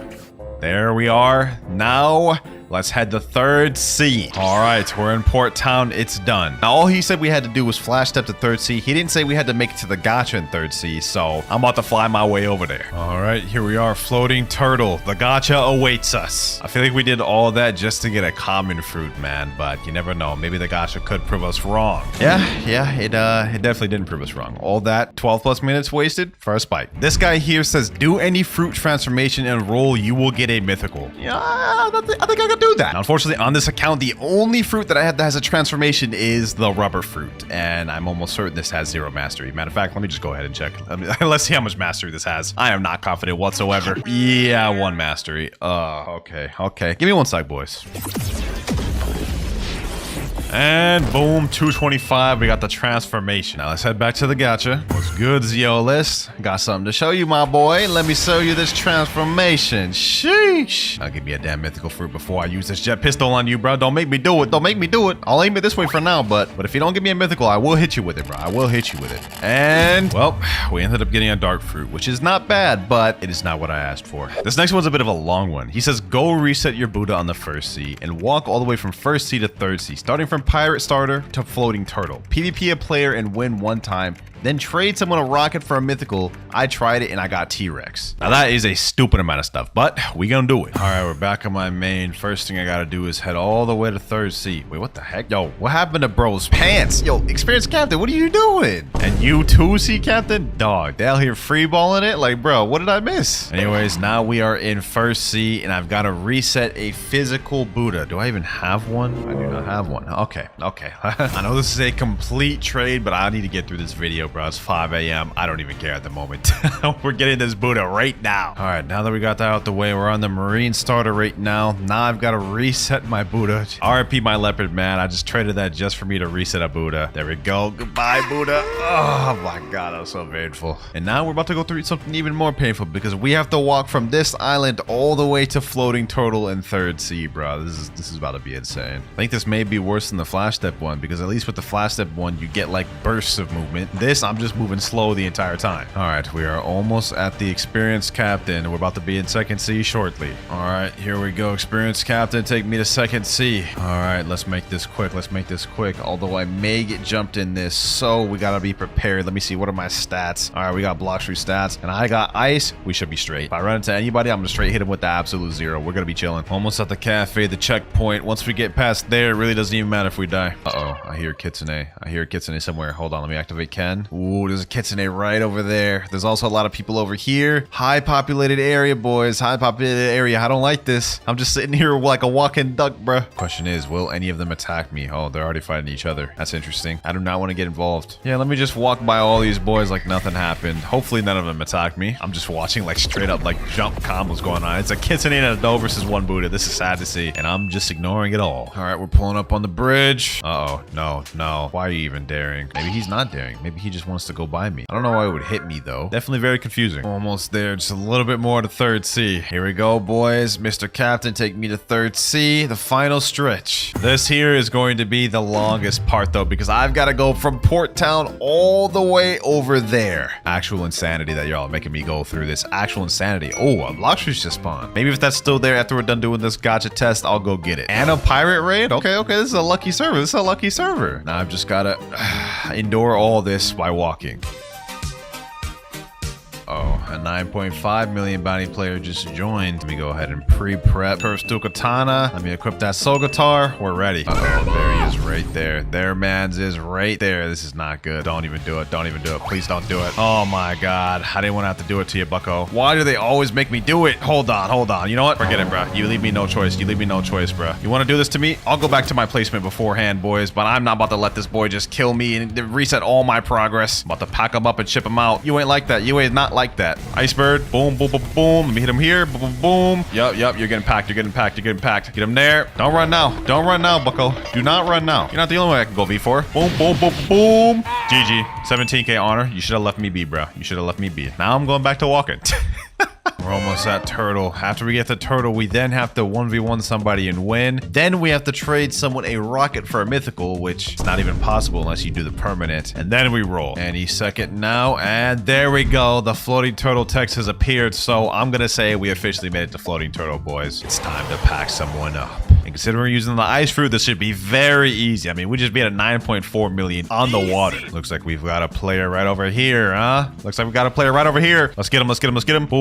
Boom. Let's get him like this. Glacier. And I'll take that. 11k honor. That was it. That was our kill. Now, what I'm about to do is we have to get a permanent rocket by that, and somehow we've got to get a mythical out of this. Let me say trading perm rocket for gravity. That's like totally not a scam, you know what I mean? Like that's a fair trade. All right, we found somebody that has a gravity. I'm trading permanent rocket and sound. He didn't say it had to be only rocket, so you know, I had to sweeten the deal to get this trade. This is still technically a mythical for rocket though, so there we go. Trade completed. Now we can finally do the spin. This one took so long to do, so I'm hoping. Hey, look, this guy right here says Slash is Yola's best admin. He's doing his own little trick right here. Looks like it didn't work for him. Let me see if mine works though. I did all this. I'm probably gonna get something bad, but let's see, boys. Magma fruit. It's actually not bad. Not good though. Not very good though. Considering the amount of work I put into that, it is not worth it. Either these tricks are dookie cheeks or my luck is just that bad. Honestly, it's hard to tell which is true. Next though, Ichigo says use Rengoku, hold the X move and type Bankai. Oh, I'm about to have fun with this one. Let me go ahead and look for the Rengoku. There we go. All right, let's get it. Bankai.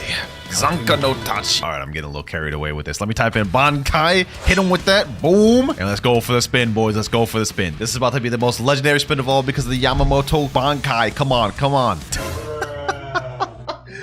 That is just so crazy, bro. Like, I gave him the whole Bankai thing and everything, bro, and he still gave me a damn rocket fruit. Another one that didn't work. Kiyotaka says reset with a dragon and do a gacha, and he put in parentheses, worked for me. This is so painful. I feel like I've like done like some of the craziest things in this video just for the sake of trying to prove these real or fake. None of them have worked. I doubt this is going to, but we gotta do it. I can't believe I'm actually considering this, let alone actually fully going through with it. Dragon is a technically unobtainable fruit right now. You can't get it from the gacha. You can't buy it permanent. You can't get it from Notifier, and I'm about to reset with it. That is like, oh my gosh. Please give me a mythical, please. Well, boys, we did it. We got the mythical falcon fruit. Oh my god, bro. That is just not what I was looking for. We have a slingshot glitch. And for this one, you need 2 people. So I've got my boy, the glitch master, Fulgurus. So what I have to do is I have to go in the air and hold Curse Katana X down. And what he's going to do is go in the air and hold Yama X down. And it's going to fling shot me right there. You guys can see right there. Pretty weird glitch, but it's also interesting. Now, if you thought that was cool, I think you're really going to like this one. For number 3, we have an E-Claw fling glitch. So for this glitch, you obviously need E-Claw equipped. And then the next step is you need to go to settings and put your full screen to windowed once again. Then what you need to do is hold E-Claw X, go up to the top, let go, then freeze for a second. And then you can see right there, it flings you really far. Like, that is crazy. This could definitely be useful for getting away in certain situations if you can time it good. Now, this next glitch concerns none other than the sound fruit. And for this glitch, basically, it's stacking the F move right here. Now, to do this, you need 2 permanent fruits. One being obviously sound permanent, and you need another one to swap to. Now, you see this equip button right here. If you click it once, it shows confirm. What you need to do is you need to get it to that confirm stage, quickly use F, then swap. Something like this. Now, you can see I unequipped it. I'm on Spider, and we still have the sound flight activated. And the cool thing about this is it infinitely stacks. So we're about to do it again right here. You see, now I've got 2 of them going at once, and now I've got like literally like 20 of them stacked. Like, this is crazy. And to take it even further beyond, this is what it looks like when you stack like 50 of them. It starts actually lagging the game. Pretty cool, right? Well, if you didn't think that one was cool, you might find this next one a bit useful. So similar to the sound glitch, for this one, we're gonna do the same premise, except we're gonna do it with Flame. Now, Flame's flight is not that bad, but it's also not that fast. Like, this is as fast as you go with Flame. However, what if I told you we can make that 10 times faster using this glitch? All you have to do is do the same thing we did with sound. Equip to another fruit and quickly use the flight. And you can see we did it first try, and I am like literally zooming right here, boys. Like, this is crazy. Like, let me teleport to an open island, like Sea Castle. Look at that, boys. Look at that. We are just straight zooming. Sheesh. Now, glitch number 6 is gonna blow your mind. All you have to do for this one is transform into the leopard transformation like this. You have to be right on top of somebody like so. Use the spiraling kick and aim it kind of down. Now, it didn't work that time there because you have to be aligned fully, so it may take us a while. Just so you guys can see proof, we are in the safe zone right now, and we are not allied. There you go, see right there. Now you can come out and attack them. A perfect trick to use against AFK players. Moving on to glitch number 7, we have another leopard glitch. Now for this one, after using all 10 of your geppos in air, what you want to do is you want to use spiraling kick, hold it for a little bit, have your camera straight, and you will get all 10 of your geppos back because it's almost like you're standing on it. I thought they patched this one a while back, but it seems like there's another way to do it. See that? Look at that. Just straight infinite geppos, boys. Sheesh. Now this next glitch is gonna sound sus, but you could make a Buddha ride a dragon. Yeah, I know that sounds crazy, but let me show you how. So for this one, you also need 2 people, and I actually don't know how to perform this one, so my boy Fufu is going to show me how to do it here. So he's got the flamingo flight right now, and he's gonna mount me on the flamingo flight with him, and then he's gonna quickly swap over to a different fruit. Now you can see he swapped over the dragon, and then he said just wait for meter now. Now for me, what I'm gonna do is I'm gonna switch over to Buddha while he waits for his dragon meter to go up. Now that he's full, we can see he's about to transform right here, boys. This is about to look crazy. See that right there? I'm literally in his mouth. Like, I told y'all this is a sus one. Now the piece de resistance.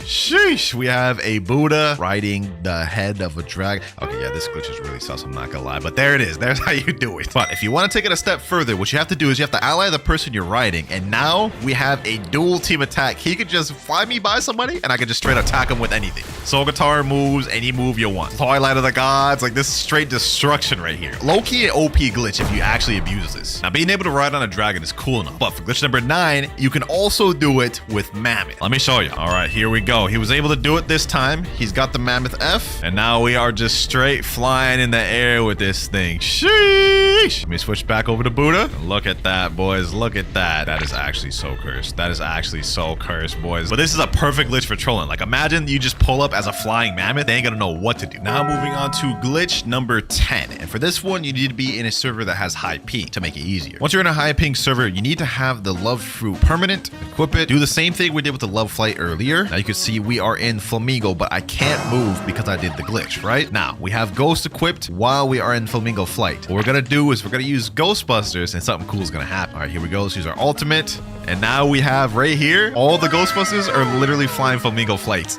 They're using 2 fruits at once. Look at that. Look at them, boys. Keep posing out here. And while we're on the Flamingo flight, for our next glitch, number 11, you could use multiple moves while on Flamingo flight. Now, normally, as you guys can see right here, you can only use love moves while on Flamingo flight. All the other icons down at the bottom are grayed out, meaning I can't click on E-Claw, my other weapons, or guns. However, my friend Fufu found the glitch to where you're able to. I don't know how to do the glitch, and I wouldn't be able to anyways because you need a controller to do it. But you can see in this clip right here, he's clearly flying on the Flamingo flight. He's able to use his Curse Dual Katana moves, his Dragon Talon moves, and Soul Guitar moves all at once while being able to use the love moves as well. This is kind of OP and low-key too toxic, so I'm not gonna show y'all how to do that one, but it's there nonetheless. For glitch number 12, this one can actually get you banned, so tread lightly. So to do this one, what you need is you need to have E-Claw equipped as well as Convander. And you also need to pull out a trusty auto clicker. Once you activate your auto clicker, you guys can see I'm clicking right now. What you want to do is you want to swap between Convander and Electric Claw as fast as you can. And basically, you guys can see right here, I'm constantly swapping, which is allowing me to float. And if you do this long enough, you will be kicked from the game, which we're going to try to showcase right now. You guys can see right there, you were kicked from the experience. Stop trying to lag the server or you will be banned.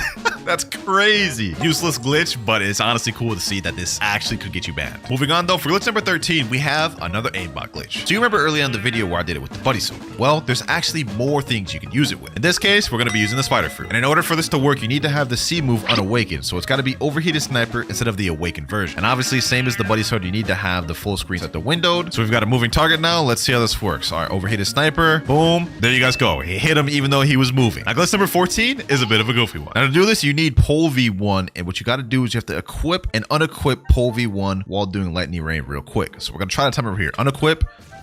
Lightning rain. Okay, I wasn't able to time it that time. Let's try it one more time. We have to unequip and press X right at the same time. Okay, this time my character got stuck, which means I need to reset and try again. But you know what they say, boys? Third time's a charm. I asked him in chat. He says you have to unequip first, then press the move really quick. So we're going to try it one more time. Let's see how it goes. All right. There we go. I got it. So once you're in this pose right here after unequipping it, this is where it begins. You can see my hands up right now. So if I were to pull out something like a fruit, you can see the fruit is just spinning, bro. Same thing if I pull out a gun. My gun is literally just swinging it around town right now, bro. So yeah, like I said, this one is definitely a more goofy one. Hold on. What if I try this with like the kitsune fruit, bro? I wonder how that looks.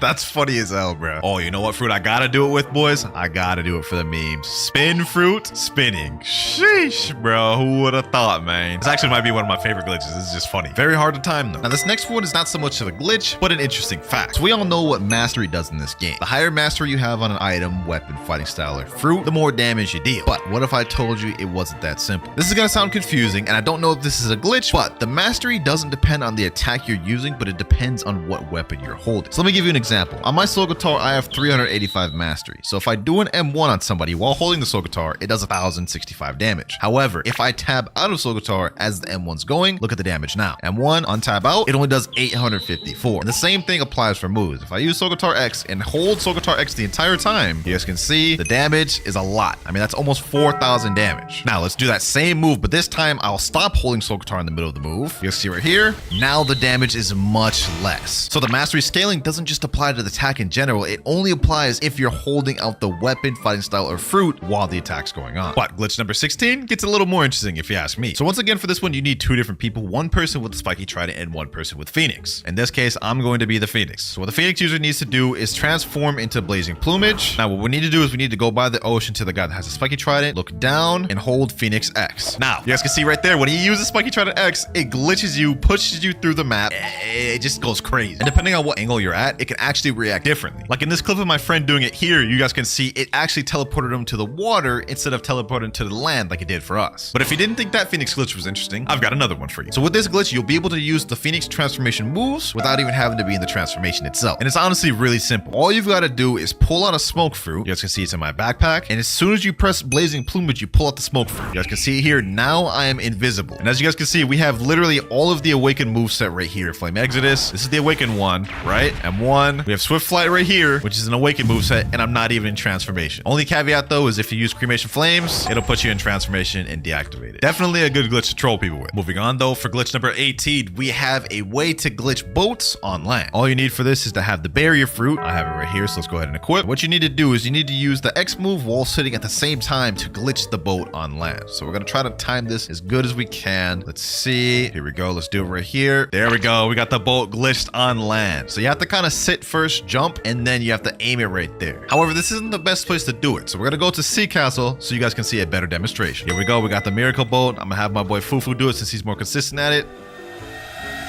And then you guys can see right there, he got the boat on land. And this thing is buggy as hell. Like, hold on, let me just try to ride this thing. This is about to be buggy as hell, boys. And you can keep doing this glitch to get it even higher and higher and get the boat basically wherever you want it. Only problem is when you get it on land, it starts doing this. Like what the hell is bro doing?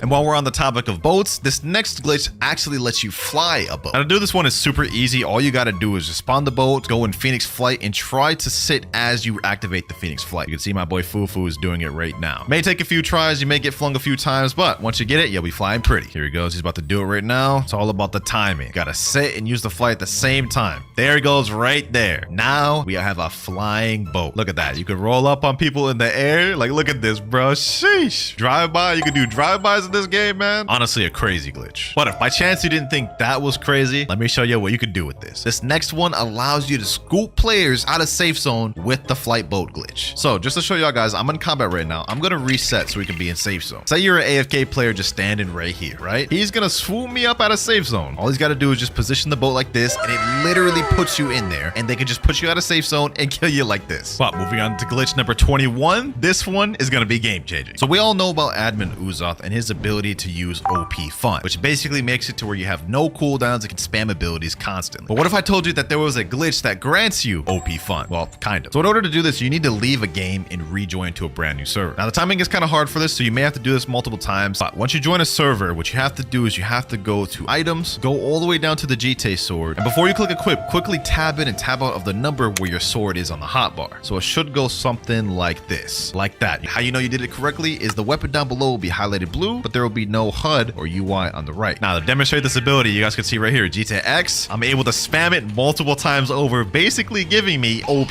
Fun, boys. You can also do this with the first move, except it's just kind of like a visual bug. Now this is cool and all being able to use OP Fun with GT, but I bet you didn't know that there are multiple other weapons you can use this with, but we'll get into those later. Now this next glitch is dangerous. So we all know this dome move right here, piecing clothesline. What if I told you there was a glitch to where you could escape it? Now to activate this glitch, all you've got to do is go to settings and make sure you're on Windows mode. Now I'm gonna tell him hit me with it again. This time when he uses it, I'm going to freeze right here, right before it ends. I'm gonna freeze. That way I can escape from it and he's not able to combo extend, just like you guys saw right there. This is honestly like a dough neutralizer, which is crazy. I hope this doesn't get patched soon because I just may have used this one myself. Glitch number 23 isn't as useful as the other one, but it's still good for trolling. So if you use a control area and hit someone with a Gamma Rush and then leave the game as soon as the Gamma Rush hits, then rejoin, you guys will see once we rejoin the server, he is now stuck in this place. Man, just gotta sit there and take it. Yes, sir. Ain't no escaping this. Shit. Hold on, pause. He said, all right, bro. This is how it looks on the receiving end. So he's about to hit me with the Gamma Rush and instantly leave. And I am stuck. I can't even dash. I can't even do anything. Moving on though, this next glitch, we have an immortal NPC glitch. Now to do this glitch, all you need to do is equip the love fruit. And once you got the love fruit equipped, then you have to go to an NPC. For our demonstration, we're going to use an elite pirate. And there the elite pirate is right here. Now what I'm going to do is I'm going to go up to this elite pirate and force him on my flamingo ride. Then what we have to do is we have to take him all the way to a safe zone. Now essentially what this glitch is doing is it's confusing the game. Normally after an NPC gets too far from a spawn point, it despawns. But as you can see, the NPC has not despawned and now it can't even be hit. Fufu is trying to hit the NPC, but it's just become invincible. This is honestly a scary glitch because if you get enough people to do this, you could make a quest nearly impossible to do. It's like the ultimate troll. Now glitch number 25 is a portal glitch that will actually get you kicked from the game. So all you have to do is you have to go to the Blox gacha or get a notifier. However way you got to get a physical fruit, it needs to be droppable though. You got a ghost fruit. All right, now what we have to do is we have to place the fruit on the ground, drop it. We have to be at the perfect distance. I'm gonna say right here should be fine. Now we're gonna use Dimensional Rift. Okay, looks like I was a bit too close because you don't want to pick up the fruit. You want the fruit to be on the ground when you go into the Dimensional Rift. We're gonna have to retry this. Essentially what we're trying to do is we're trying to trick the game, make it think I'm picking up the fruit, even though I'm still not close enough to pick up the fruit as I'm going into my dimension. And then it's supposedly supposed to kick from the game. So let's try it one more time. There we go. Disconnected, kick from the experience. Works every time. Although I don't know why it kicks you. It's just, it's kind of weird. Now this next glitch, I guarantee you're gonna find useful in PvP. So for this one, you need God Human, and you're gonna use Soaring Beast, but flick your screen up and down while staying in the air. It's gonna go something like this.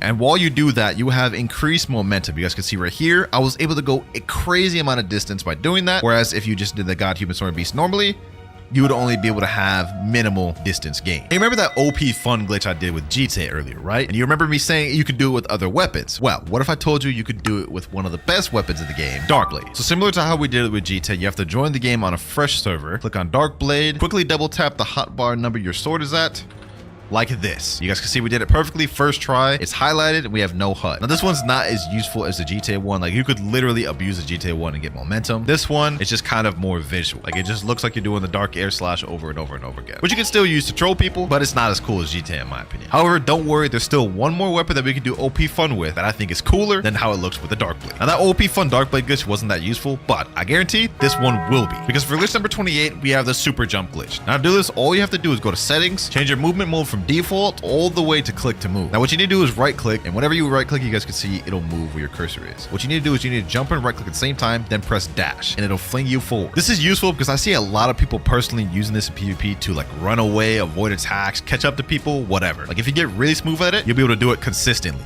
Like that. It is a bit RNG though, because sometimes it flings you further and sometimes it doesn't. This time it did. Overall though, pretty fire if you ask me. Now this next glitch, you can make an NPC frozen in the air. For this example, we're gonna use one of these elite pirates. And to do this, we have to use God Human C, but aim it up.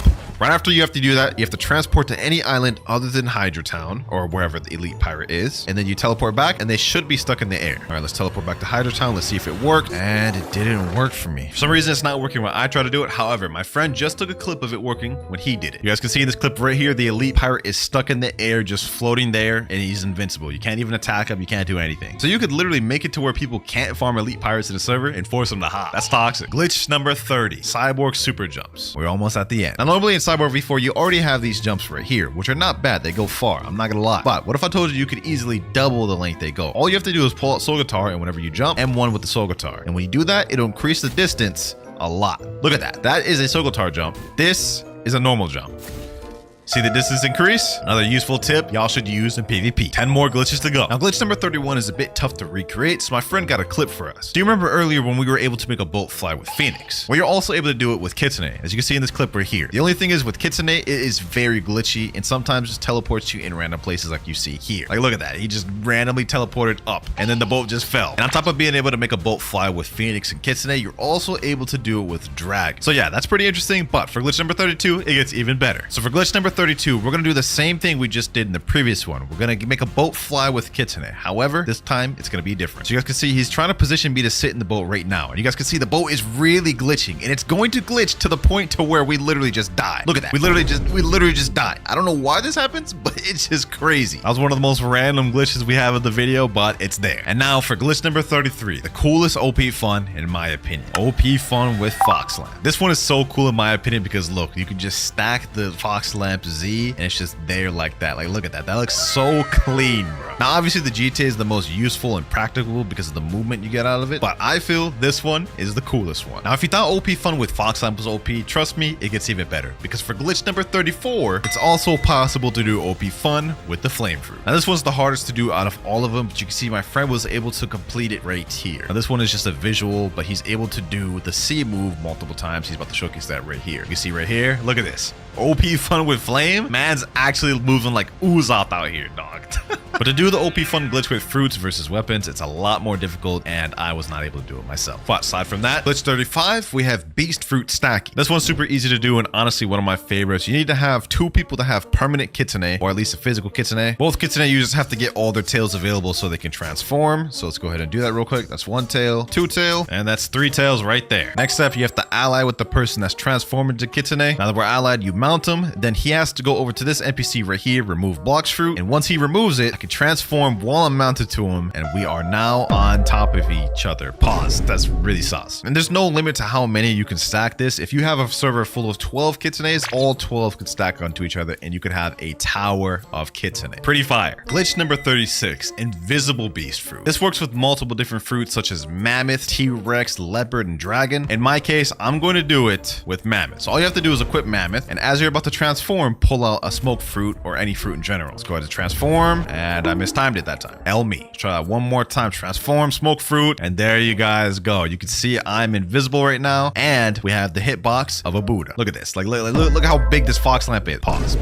Bro, there's been so many pauses this video. I promise it's not on purpose. Fire glitch though. Just 4 more glitches left and things are about to start heating up. For glitch number 37, we have a glitch that is similar to the control ultimate we did earlier, except this time it's using Dough. So I'm gonna have Fulgurus right now use Dough Fist Fusillade on me, and he's going to leave. And what it's going to do is it's going to make my character freeze, unable to move. Let me say right now, go.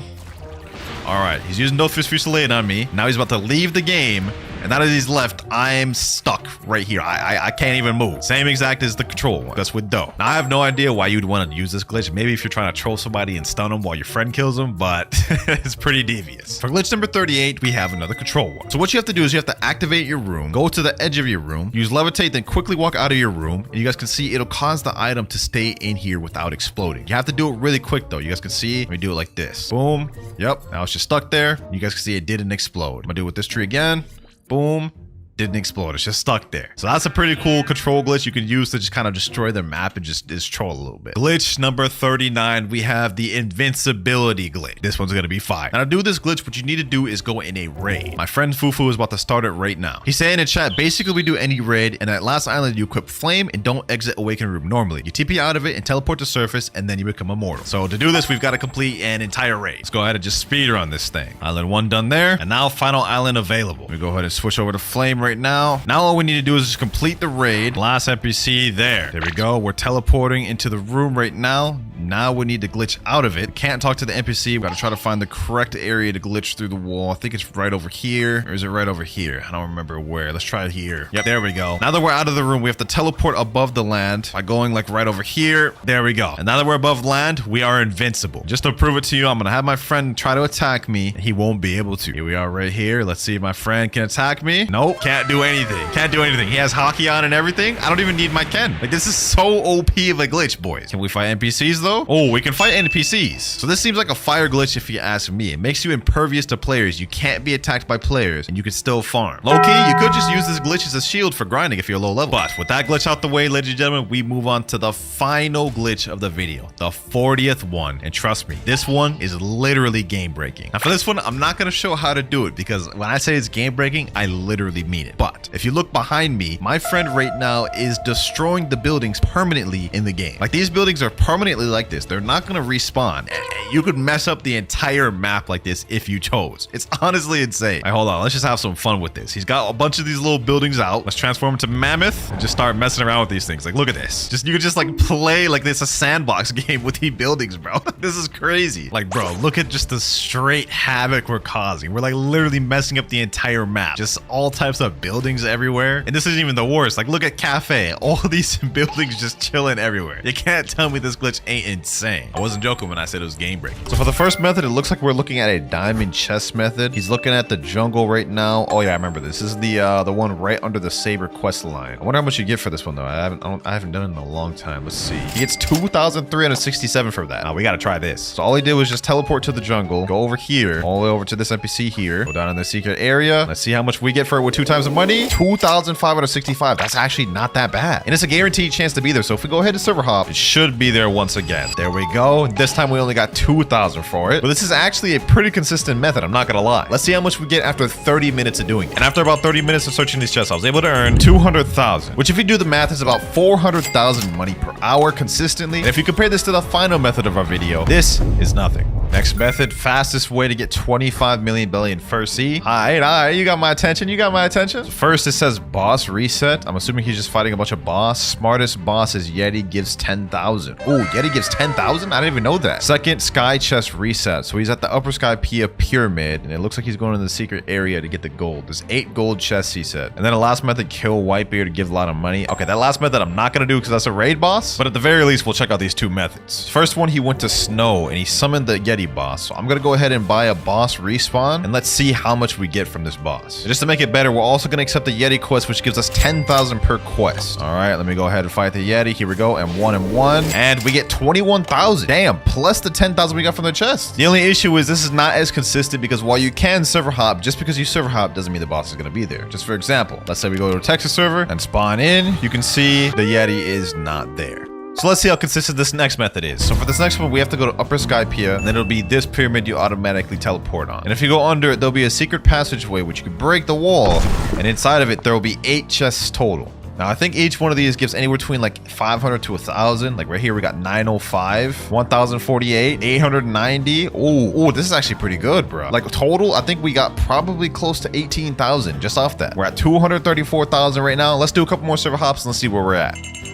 All right, second time rolling through. Let's get it. There we go. All the chests, and we're already at 253,000. Sheesh. This method ended up being so effective. I ended up farming it for an hour, and it got me 1.5 million. We are now 1% done with the final goal. We've just got to get 99 more million before we're done. But this method ended up actually being pretty good. We started off with 250K and ended up with 1.5 million. So if you do the math, that's 1.2 million per hour, which is not bad, I'm not gonna lie, but we need better. Lucky for us though, according to this wiki, the next method we are going to grind is considered to be the best first sea method. How to grind money fast in first sea? Okay, looks like he's at the Marine Fortress. First method is to kill Vice Admiral. Really? Vice Admiral? This is like one of the best first sea methods? You will need to do the Vice Admiral's quest and kill it. Okay. It gives 15k money and it's easy to kill. Oh, 15k money to kill him. That's actually not that bad, bro. That's 30k with 2 times money. And if you have premium, I think you get like 10% more. So it should be like 34k. All right, let's go to Marine Fortress. Hopefully he's here. Yep, there he is right there. All right, so I guess the quest gives 15,000 EXP and I think we get about 1,000 for killing him. Let's go ahead and find out. Boom. 31,500 belly plus 1,000 for killing him. That is actually not bad, and I killed him in 2 moves. Now, submit to the Yeti, this is an issue because every time you server hop, he's not guaranteed to be there, but let's go ahead and server hop and let's see if he's there. There he is right there. We got lucky a second time, boys. All right, say less. We're already almost at 1.6 million money, so you get almost 100,000 for just killing him twice. I can see why this is a lot faster. This is definitely a better method than the other one. I can tell already. And last Vice Admiral there. 21 hours remain. We spent about 2 hours farming this guy, but I would say it was well worth it because we hit $10 million. 10% of the way there, and I must say this was honestly such a fire method. But we got to speed things up because if I don't hit 100 million before the timer runs out, I've got to give away 5 permanent kitsunes. So it's time for the second sea methods, where everything from bosses, chests, and even NPCs gives slightly more money. How to get $10 million a day. Okay, you got my attention. This is a second sea method. Our first one, his step says go to Snow Mountain. Okay, go here. What's he doing? What type of method is this gonna be? Do Buddha glitch. Oh, is this gonna be like an AFK type of method where you just like stand there with an auto clicker? Yep. Okay. I like the way this sounds. It's like 3 a.m. right now anyway, so I could just put this on and then go to sleep. He says enjoy being rich at the end. Hey, I'll be the judge of that. All right, so we gotta teleport to snow. Then we gotta equip the Buddha fruit. Now he used the fighting style, but I'm gonna use a sword just to get extra AoE. And also I'm gonna stand right here instead of where he said because I believe this gives me better coverage. All right, it's time to pull out the auto clicker. Let's see if this works. Okay. Oh, I'm hitting both NPCs at the same time. All right, that's not bad. 1,500, 1,800 money per NPC. Now we're at 10 million belly right now while I'm starting this method. And we've currently got 20 hours, 52 minutes remaining. I'm gonna let this run while I take a nap. And let's see how much money we get after a few hours. All right, ladies and gentlemen, it's been about 5-6 hours. I took a nap. We got 15 hours, 11 minutes remaining. For the amount of money we gained, it's actually quite disappointing. We're at 10.6 million. We literally gained 600K in like six hours. Crazy part about it is he said in the beginning how to get $10 million a day, but if I only got 600K in like 6 hours, times that by 4, and I would only have 2.4 million for the entire day. That is like the worst method. Even the one in first, he was better than that. Hopefully this next method's better. This guy says save your spawn on cursed ship, 100,000 50,000 plus in less than 10 minutes. That's already like 10 times better than my current one. So it looks like this is going to be the cursed ship method. I believe there's like a ton of chests that spawn on cursed ship in all these rooms right here. Yeah, there should be a chest in like every room. They're gold chests too, so these actually give a decent amount. This looks like it's actually a solid one. So it looks like he's just going through all the rooms. Is it just these rooms right here? This will get you 17,000 to 20,000 each time you server hop. Ooh, okay, that's not bad. That's not bad. Got all those chests, and if you have 2 times the money, I'm pretty sure it's even more maybe. Okay, so he goes in that room. He goes over to the other side of the room. Should be some chests over there behind the couch. Yep. Okay, that's not bad. That's not bad. With me having portal, this should be pretty easy too. Let's go ahead and check. Hopefully the chests are actually there. All right, looks like this chest is actually here. Okay, cool, cool, cool. Is the chest actually in this room? Yep, gold chest too. All right, yo, this is actually not bad, and it should be here every time I server hop, I believe. Another one right there. We're getting like 2,000, like to 3,000 each one too. Another one here. Last but not least here. Wait, I forgot we got to go over to the other side of the room too. Get these chests over here. There's only one on this side behind this couch, and then there we're done. We'll go ahead and server hop. All right, we've just server hop. Let's see if all the chests are there this time. All right, we got this right here. Boom. Over here. Boom. Looks like the chests spawn there every single time. Every time you server hop. So this is actually a really good method, boys. You could just spam this over and over and over again, and you could really earn even more depending on if you're faster the server hop or not. We got 15 hours flat on the clock. Let's do this method for 30 minutes and see how much we get. I've already done a bunch of server hops, probably like at least 50 server hops, and I'm not gonna lie, so far the progress has actually been pretty good, better than the video said it would be. Oh ho ho ho, you found a strange item in the chest? I was just doing a normal run, boys. We ended up getting a fist of darkness. So if we go ahead and go to the dark arena, we can spawn Darkbeard, and the amount of money I get from this raid will count towards the total amount of money for the farm method. I actually didn't expect to get a damn fist of darkness, bro. I'm kind of surprised. All right, let's go ahead and just pack up Darkbeard real quick. I need to hurry up and get as much damage as I can before people start showing up. I can see people showing up right now in the distance. Is that a max level player? Okay, hold on. I'll deal with him after this. All right, let me go ahead and just... Oh, he has V4 active. Okay, okay, okay, okay. That's interesting. That's interesting. That is interesting right there. Okay, hold on, hold on, hold on. Let me just deal with this player right here. Boom. Let me get him. There we go. Oh my god, a kid today? Oh, brother. Oh, brother. I can't even just farm bosses anymore, boys. Can't even just farm bosses anymore. There we go. Boom. What the heck is going on here? Bro's using dragon? Oh, nah. Oh, nah. I'm about to put an end to this. I'm about to put an end to this whole thing, bro. Hold up. Hold up. Boom. Boom. Boom. Last but not least, took care of that dragon user. Sheesh. Now I gotta take care of this kitsune, bro. There you go. Got the kitsune there. Now we can just focus on the bosses. I really had no reason to do that, but it was just annoying me how they kept hitting me with their moves, bro. Let's go ahead and just take care of Darkbeard here. Boom. Boom. And last but not least, there we go. We got 127,000 for killing him. Yo, that's fire. All right, with that boss out the way, let's go back to Haunted Ship and continue the farm. 14 hours, 30 minutes, 56 seconds left. We have enough time for one more run. Here we go. Last run here. Let's go ahead and get all the chests. This method actually ended up being quite a bit better than I initially thought it would be, especially with us getting a Fist of Darkness. That really helped us out. We got like 150K from that one boss. Here we go. Last chest right over here. There we go. 30 minutes are now up, and we got to 11.7 million money for the 30 minutes. So that puts this method at about 1 million per 30 minutes, 2 million per hour. Literally 10 times better than the other one, because I spent like 6 hours for the other one and only got 600K. Still though, with only 14 hours, 29 minutes remaining on the clock, this method is not going to be good enough. We got to get something better. Money farm if you just went to second sea. Looks like he's in the Kingdom of Rose right now. Is this going to be the hidden chest area thing? If so, I don't think this method is as good, but we're obviously here to test him out. Yep, looks like he's going to do the hidden wall thing. There's a hidden wall there that can be broken, and I think there's like 3 or 4 chests in there. I think these give the same amount as the ones in Haunted Ship. They're gold chests. If so, this method's automatically worse, but I mean, it could be quicker though. Let's just test it out. All right, let's go spawn in. Boom. We spawned right over here, so that's actually pretty close to the spawn point. Break this wall, and wow. There's just no chest here. I guess this is not such of a hidden secret after all. Let's see. Is there a chest in here? No, that's 2 servers in a row there wasn't a chest. 3rd time's the charm. Let's try it one more time. There we go. Wall. Let's break it. There we go. We have chests. 2.8K from that one, 2.6K from that one, and 2.6K from that one. That means we get less than 8K per run, and it took us 3 tries just to even get the 1 run done. So I'm not gonna lie. I'm not gonna waste any time on this. Curse ship method is just 10 times better. So far, our 2 most effective methods have been either the curse ship method and by far the Vice Admiral method. But trust me, even both of those methods combined are still not better than the final method of the video. This next one's gonna be 2 methods from the same guy. Did you know that this farming method literally lets you get 5 million belly per hour? 5 million belly per hour? Okay, this is what I need. This is what I need, boys. Bounty hunting. So all Bounty you have to do hunting. is find a wanted poster of somebody that you want to hunt, and you Okay. just click on the poster. Then you probably want to have some PvP-based fruit, probably like the awakened ghost Wait, fruit or the leopard. wait, you can get money for bounty hunting? I didn't even know that. What the heck? But remember, this depends on how huge that player's bounty was. And the max bounties that pirates can have in the game is 30 million.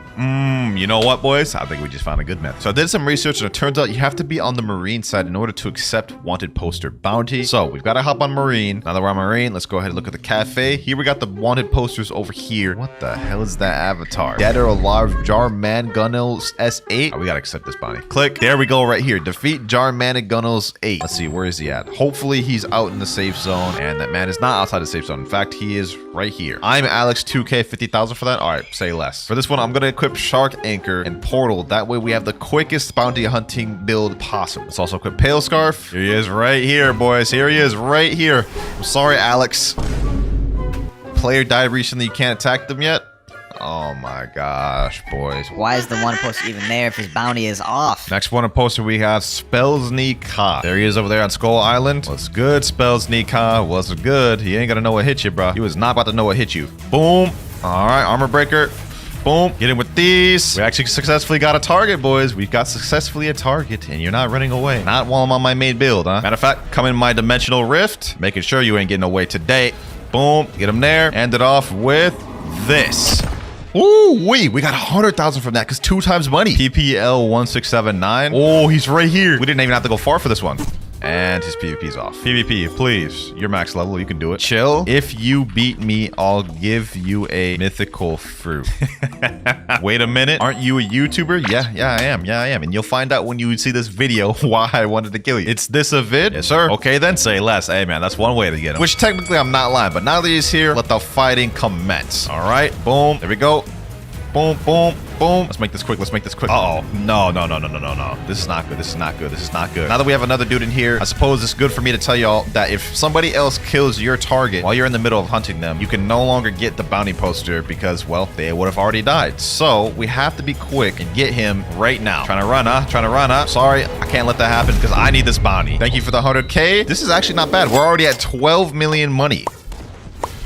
And lastly, another guy here. That's about 30 minutes spent hunting wanted posters. And while this may be the most fun method for me, it's not the most effective because majority of times you go into a server, the person you try to get their wanted poster will be too level for you. And even if you do get a person, they'll probably be in safe zone like this guy right here. He did end up reaching 12.3 million though, which is about 500,000 for the 30 minutes I spent. Probably could get more if you went to third seed because you'd find more consistent and higher level players, but this is honestly not the best method. Next method. So next up we have raids. Raids are how you awaken your fruits, but you Really? also get a huge amount of money on the side. And the best thing about raids is that you can trade in like the worst fruits in the games to start one, or you That can is buy true. them every 2 hours. Overall, depending on how difficult your raid is, it gives you a different amount of money, so it's best to choose one that's more for your skill level. Okay. When doing a raid, you should always be using the butter fruit. It makes raids extremely easy. This is actually really interesting, bro. I didn't even know you get money from raids. Like, I know you get fragments, but money? I didn't know. But he did say the more difficult the raid, the more money you get. So you know what I'm thinking, boys? I'm going straight for the dual raid, boys. Yes, sir. And let's see how much we get from one raid. Another thing I just thought about is you're going to get money from the raid and also every NPC you kill. So this would be interesting. We're starting off at 12.4 million right now. We're getting about 217 to 250 money per NPC. The NPCs actually don't really give you that much. All right, last NPC in the first island here. There we go. Second island now. Let's just quickly get through this. This right here is island 3 done. Now, final island available. In order to actually find out if this is an effective method, we kind of do have to test more than one raid because he said the harder the raid, the more money you get. We're about to find out if that's really true after all. All right, all we got is the boss left, boys. The final showdown. 1 and 1 and 1 and 1 and 1. There we go, boys. 3, 2, and the boss is done. Oh, we got 100,000 for defeating him. Wait, that's it? Just 100,000? For the amount of time it took, because that was almost like 8 minutes. That's not worth it, man. That's not worth it. Only 13 hours, 44 minutes remaining, and we're only at 12 million money, not even half of the goal, and we've already almost used up half of the time. We really got to start kicking things into second gear. Otherwise, my wallet is about to be in so much pain. So far, Second Sea has been very disappointing, but there's still one final method in Second Sea that I think will be a hit. Best way of making money in Blox fruits is by grinding sea beast, or is it? You can make a lot of money XP grinding hunting sea beast, but boy, can it get boring. That is true, it can get kind of boring doing sea beast, but he is spitting there. For the last method in Second Sea, we have sea beasts. Now in Second Sea, the best way to sea beast farm is you go to Dock 2, which is where you spawn in Second Sea, talk to the luxury boat dealer or just regular boat, spawn a lantern, and what you do is you go straight ahead until you reach the sea. And the best recommended fruit for sea beast farming is the magma fruit. Now apparently this is the best and most effective money farming method in Second Sea, which I hope so, because all of the other ones have been dookie except the haunted ship, and we need to start making some real progress, boys. Oh, you know what I forgot, boys? We are a ghoul race right now, and that is just not gonna fly. We need to be shark race, because against sea beasts, you're probably gonna hit the water, and I'm not trying to drown. This one's got to be shark. This one's got to be shark. Yes, sir. And now we just wait for a sea beast to spawn. 13 hours, 42 minutes left on the timer. Hopefully this goes quick. It has now been 5 minutes and still no sea beast. I'm starting to have doubts in this method, boys. Because it's taking so long, I pinged my Discord and now we've got a server full of people. Apparently, the more boats you have, the higher chance you have of spawning a sea beast. So hopefully this will speed it up. Here we go, boys. Here we go. After about 10 minutes, our first official sea beast. Okay, we got the whole squad. We got the whole squad. Let's get it. Let's get it. Boom, boom. Oh, 419,000 from that. That is actually not bad. After almost 30 minutes of waiting, we finally got another sea beast. Here we go, boys. Here we go. So far, I'm not gonna lie, this method isn't exactly the most worth it because it just takes like 20 minutes per sea beast. This is not that good. And sea beast down. Oh, I got a Fist of Darkness. So we got 400,000 from that. Now we're about to get 150,000 from Darkbeard. There we go. Another 100,000.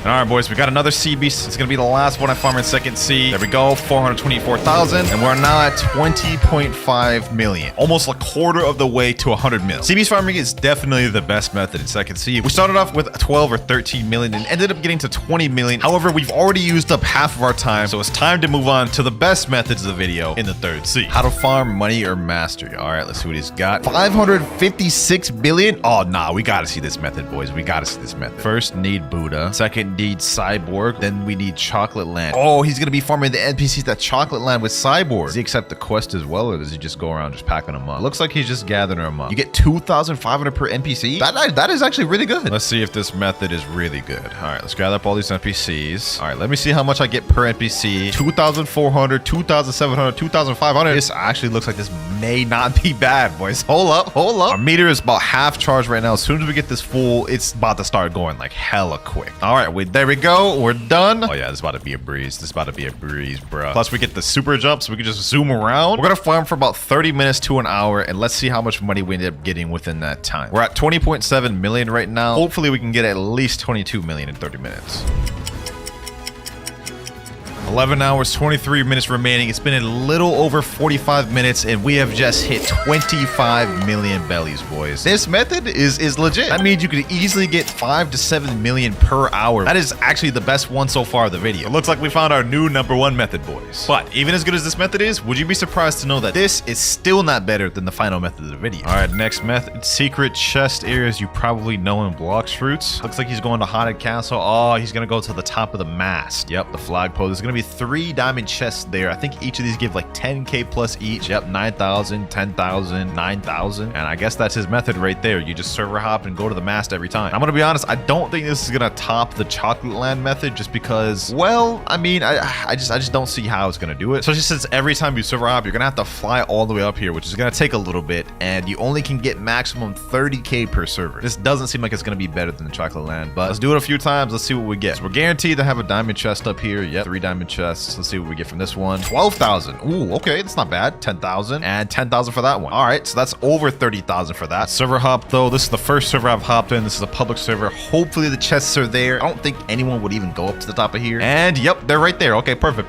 10,000, 10,000, and 11,000. And they're there again. Okay, this is actually pretty consistent. 12,000, 10,000, and another 11,000. That's not bad, I won't lie, especially because this is probably going to be there every time nobody goes up here. But still, we spent a couple minutes hopping those 3 servers only to get 100k maybe, yeah, the chocolate method is 10 times better. So I'm not gonna waste any more time on this. We only have 11 hours, 20 seconds remaining. We gotta check out some other methods. I'm one of the very few people that have 1 billion money. He has 1 billion money? That's literally the max you can get in Blox Roots. All right, so I gotta trust what this guy says then. All right, the next method is AFK farming. AFK farming. ever- When we did that in second C for like 6 hours, we ended up only getting 600k. So I'm kind of skeptical about this, but let's see what he's got. Looks like for his method, he AFKs at Haunted Castle using Quake Fruit. Stands right next to this tree. He also uses a chop accessory, which reduces cooldown by 15%. Let's see, how much money does he get per run though? So he's just spamming a bunch of C quakes. It looks like he spams a bunch over. Ooh, that's a lot of money. And you know what? I actually have an idea of how I can make the method even better. So if we go over to second C and go over to the haunted ship, we can go get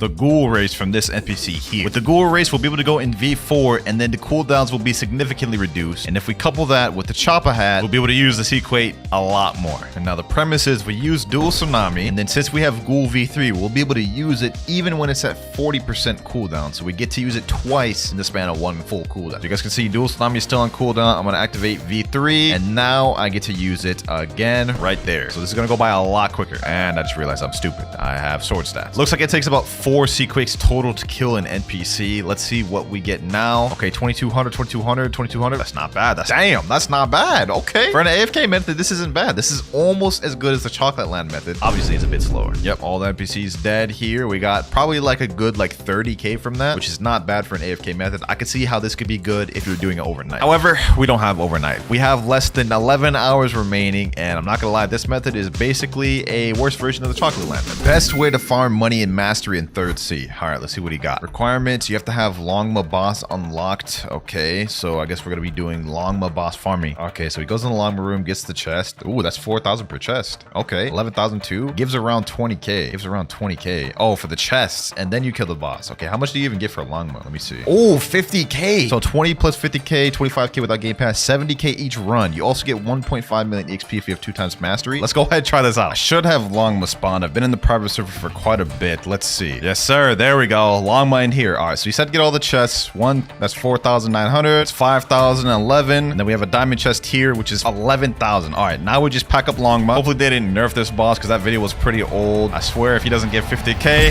Ooh, 49k. 70k per run. That's actually not bad. All right, server hop. Here we go. Ooh, Longma boss is spawned, but somebody's fighting him. Hold on. Let me try to make it there quick. Please, please, please, please. No, he just killed him just as I showed up. No, bro. Oh, we can still get the chests here. Let me just see. Just so this run is not a complete waste, we can still get about 20k from all these chests total. There we go. Server number 3. It looks like Llama's actually spawned in there. Okay. Pretty consistent. Although this does seem like a pretty competitive boss because a lot of people are trying to fight Llama. It is, you know what I'm saying, a sought after boss to grind mastery. And most people need it just to even get Cursed Dual Katana. All right, boom, there we go. 59k that time. Oh, so you have a chance to get even higher. All right. So we got over 80k this run. This method is not it. Half the time, he's not even here in the servers, and the amount of effort it takes to kill him and money you get is just not worth it. We got about 1 million for the 30 minutes I used on him though, so it's not bad, but I mean, it's just not comparable to the Chocolate Land method earlier. 10 hours, 27 minutes left. Is this even possible at this point, boys? All right, we got this clip here. Today, I'll be showing you the fastest way to get money in Blox Roots. Yes, sir, that's what we're here for. Farming CBs is the easiest way to get money fast because you just have to AFK. Well, that's true. You do just have to AFK, but it took a long time for us to get CBs in second C. However, I did hear that CB spawn much quicker in third C. But there's one more thing about third C. Not only do CB spawn more frequently, but we also have a chance of getting something called a Rumbling Waters, where 3 CBs will spawn at once. So you do the math. If we get 400k per CBs, times that by 3, we're getting over a million per run almost. Now the best way to find Rumbling Waters is you have to go to Tiki Outpost, go over to this backside here, spawn a boat of your choice. I'm gonna go with the Miracle, and then you have to set up to sail and go to a danger level 4 or 5 for the highest chance to get a Rumbling Waters. Here we go. We got a sea beast here. First sea beast in here. In second sea, we got about 400k per sea beast. Let's see, does it give more here? There we go, 424,000. Okay, so they actually give around the same amount, which is cool. Because if we get a Rumbling Waters, that means we're gonna get like 1.2 million per rumbling. All right, boys, we actually end up getting a Terror Shark here. Let's see if this thing is even worth fighting, because this thing is kind of hella difficult to fight. 30,000 health left. How much money do we get from this thing? Come on, there we go. And 56,000, not really worth it. Got it, boys. We got a Rumbling Waters. It's kind of hard to see right now, but you guys can see the 2 sea beasts right here. We got it in a danger 6. I can't even see anything right now, bro. This is definitely hard to fight, but now now is the time. We're at 28.5 million right now. Let's see how much we get.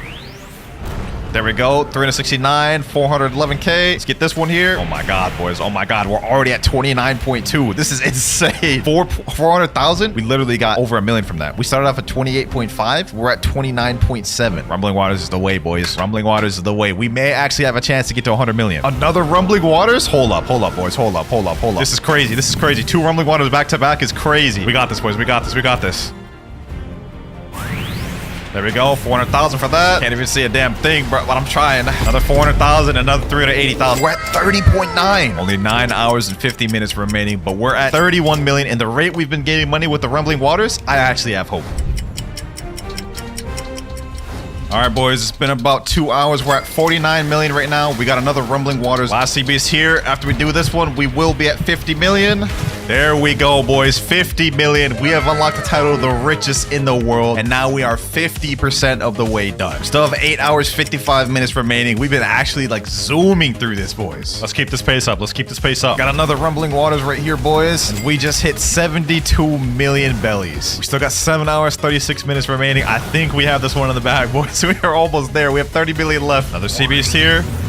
And that is 80 million down, boys. 20 million more to go. We've got just over 6 hours left. 85 million right now. Just 15 million more to go. We got this. And another Rumbling Waters has just spawned. That's one down. That's another down. Last but not least, one more sea beast right there. With that, we have now hit 90 million belly. We have 10 million left in just under 5 hours and 40 minutes remaining. We got this, boys. We actually got this. I can't believe how much progress we've made in just the last 3-4 hours. We actually went from like 25 million all the way to 90 million in just like 4 hours. I didn't think we'd be able to make up for all that last time, but we've done it. I know, stretch, boys. 10 more million to go. Ladies and gentlemen, only 4 hours and 11 minutes remaining. And we are now on our final sea beast of the video. 24 hours straight of grinding. We actually cut it so close, a lot closer than I thought we would, bro. I did not think we would be able to do it. But with this sea beast here, we are going to hit 100 million. There we go, ladies and gentlemen. 100,158,658 money in just 24 hours. Rocket fruit. Now, the rocket fruit is interesting because it didn't used to be called the rocket fruit at all. In fact, it used to be called the kilo fruit. And it wasn't until update 20 where the kilo fruit got removed from the game and replaced by the rocket fruit. Now, if we eat the rocket fruit, we're going to find out 2 more interesting facts about it. First one being that this is the cheapest fruit in the game that you can get that has a flight ability, which is obvious since it's the first fruit you can even get in the game. And while we're on the topic of flights, the rocket blast off flight is actually the fastest flight out of any common fruit in the game. Another cool fact about the rocket fruit is if you go to the doghouse in Second Sea and talk to this NPC Wenlock, you will see it'll allow you to buy a physical rocket for 97 Robux, which is an absolute scam, but it's cool because this makes rocket the only physical fruit you can buy from an NPC in the entire game. Now, those are just a few of some of the many more fruit facts we're going to be going over in this video, and some of the ones later on in the video just might surprise you. But up next, we have the spin fruit. Now, one interesting fact about this fruit is if you go in the Blox fruit shop, this fruit, along with rocket, will always be in stock no matter what. And just to prove it to you, you guys can see rocket and spin are in stock right now, and the fruit is about to renew in 8 seconds. 3, 2, 1, and renew.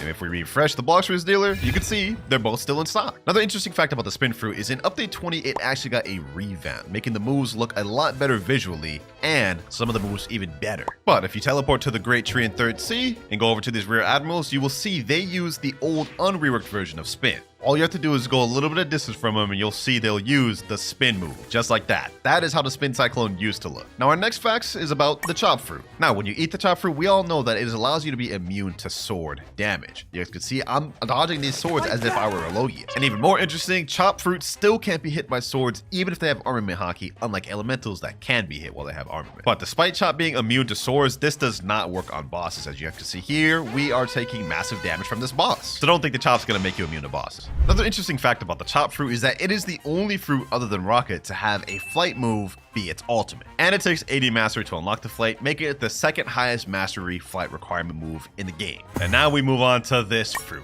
And there's not really much interesting about this fruit other than it can go faster than light. Now, if you eat the spring fruit, you can see we have a move called Spring Leap. And on its own, this move doesn't give you much mobility. What makes it interesting though is it can bounce off objects and in the right scenarios, bounce infinitely. For in the case of this bridge, you guys can see if you angle it right, height on this bottom wall. Spring Leap will propel you as much as we have walls to propel off of. And the time it takes me to get through this bridge is actually faster than a light fruit could get through there. So yeah, in the right scenario, Spring is actually one of the fastest fruits in the game. Now the next facts are about none other than the bomb fruit. Now the interesting thing about the bomb fruit is that this fruit has been in the game since it came out in update 1. And on top of that, it also used to be the worst fruit in the game. Nowadays we recognize fruits like Rocket, Spin, Chop, and Spring as the worst, but these didn't used to exist at all in update 1, and it used to be the bomb fruit at bottom. And speaking of fruits that have been in the game since it released, we have next up the smoke fruit. This also released in update 1 alongside Brom. But unlike bomb, smoke was considered not that bad of a fruit back then. Another interesting fact about smoke is it is the lowest value elemental you can get your hands on in the game, being only valued at 100,000 belly. This fruit is one of 2 of the only elemental fruits in the game that doesn't have an awakening. And we'll get into more of the other fruit later, but for now we're moving on to the spike fruit. Now there's not really anything interesting about this fruit in particular other than that it's known as the Walmart version of dough fruit, because if you eat it, you guys can see it shares somewhat of a similarity to dough abilities, specifically with the spiky ball. And the only other interesting fact I can find is that back in update 17.3, Spike used to only have 2 moves, which were Z, Rush, and X spiky ball. So despite how bad Spike is right now, there were times where this used to be even worse. That was the end of the common rarity. Now we're moving up to the uncommon rarity, starting with Flame. And there are a few interesting facts about the Flame fruit, like how this was the first fruit in the game to receive an awakening. Back in update 11, which released on July 10th, 2020, Flame, Ice, and Quake all got an awakenings, making these 3 the first ones of the game. Flame fruit is also only valued at 250,000 belly, which makes this the cheapest fruit with awakening that you can obtain in the game.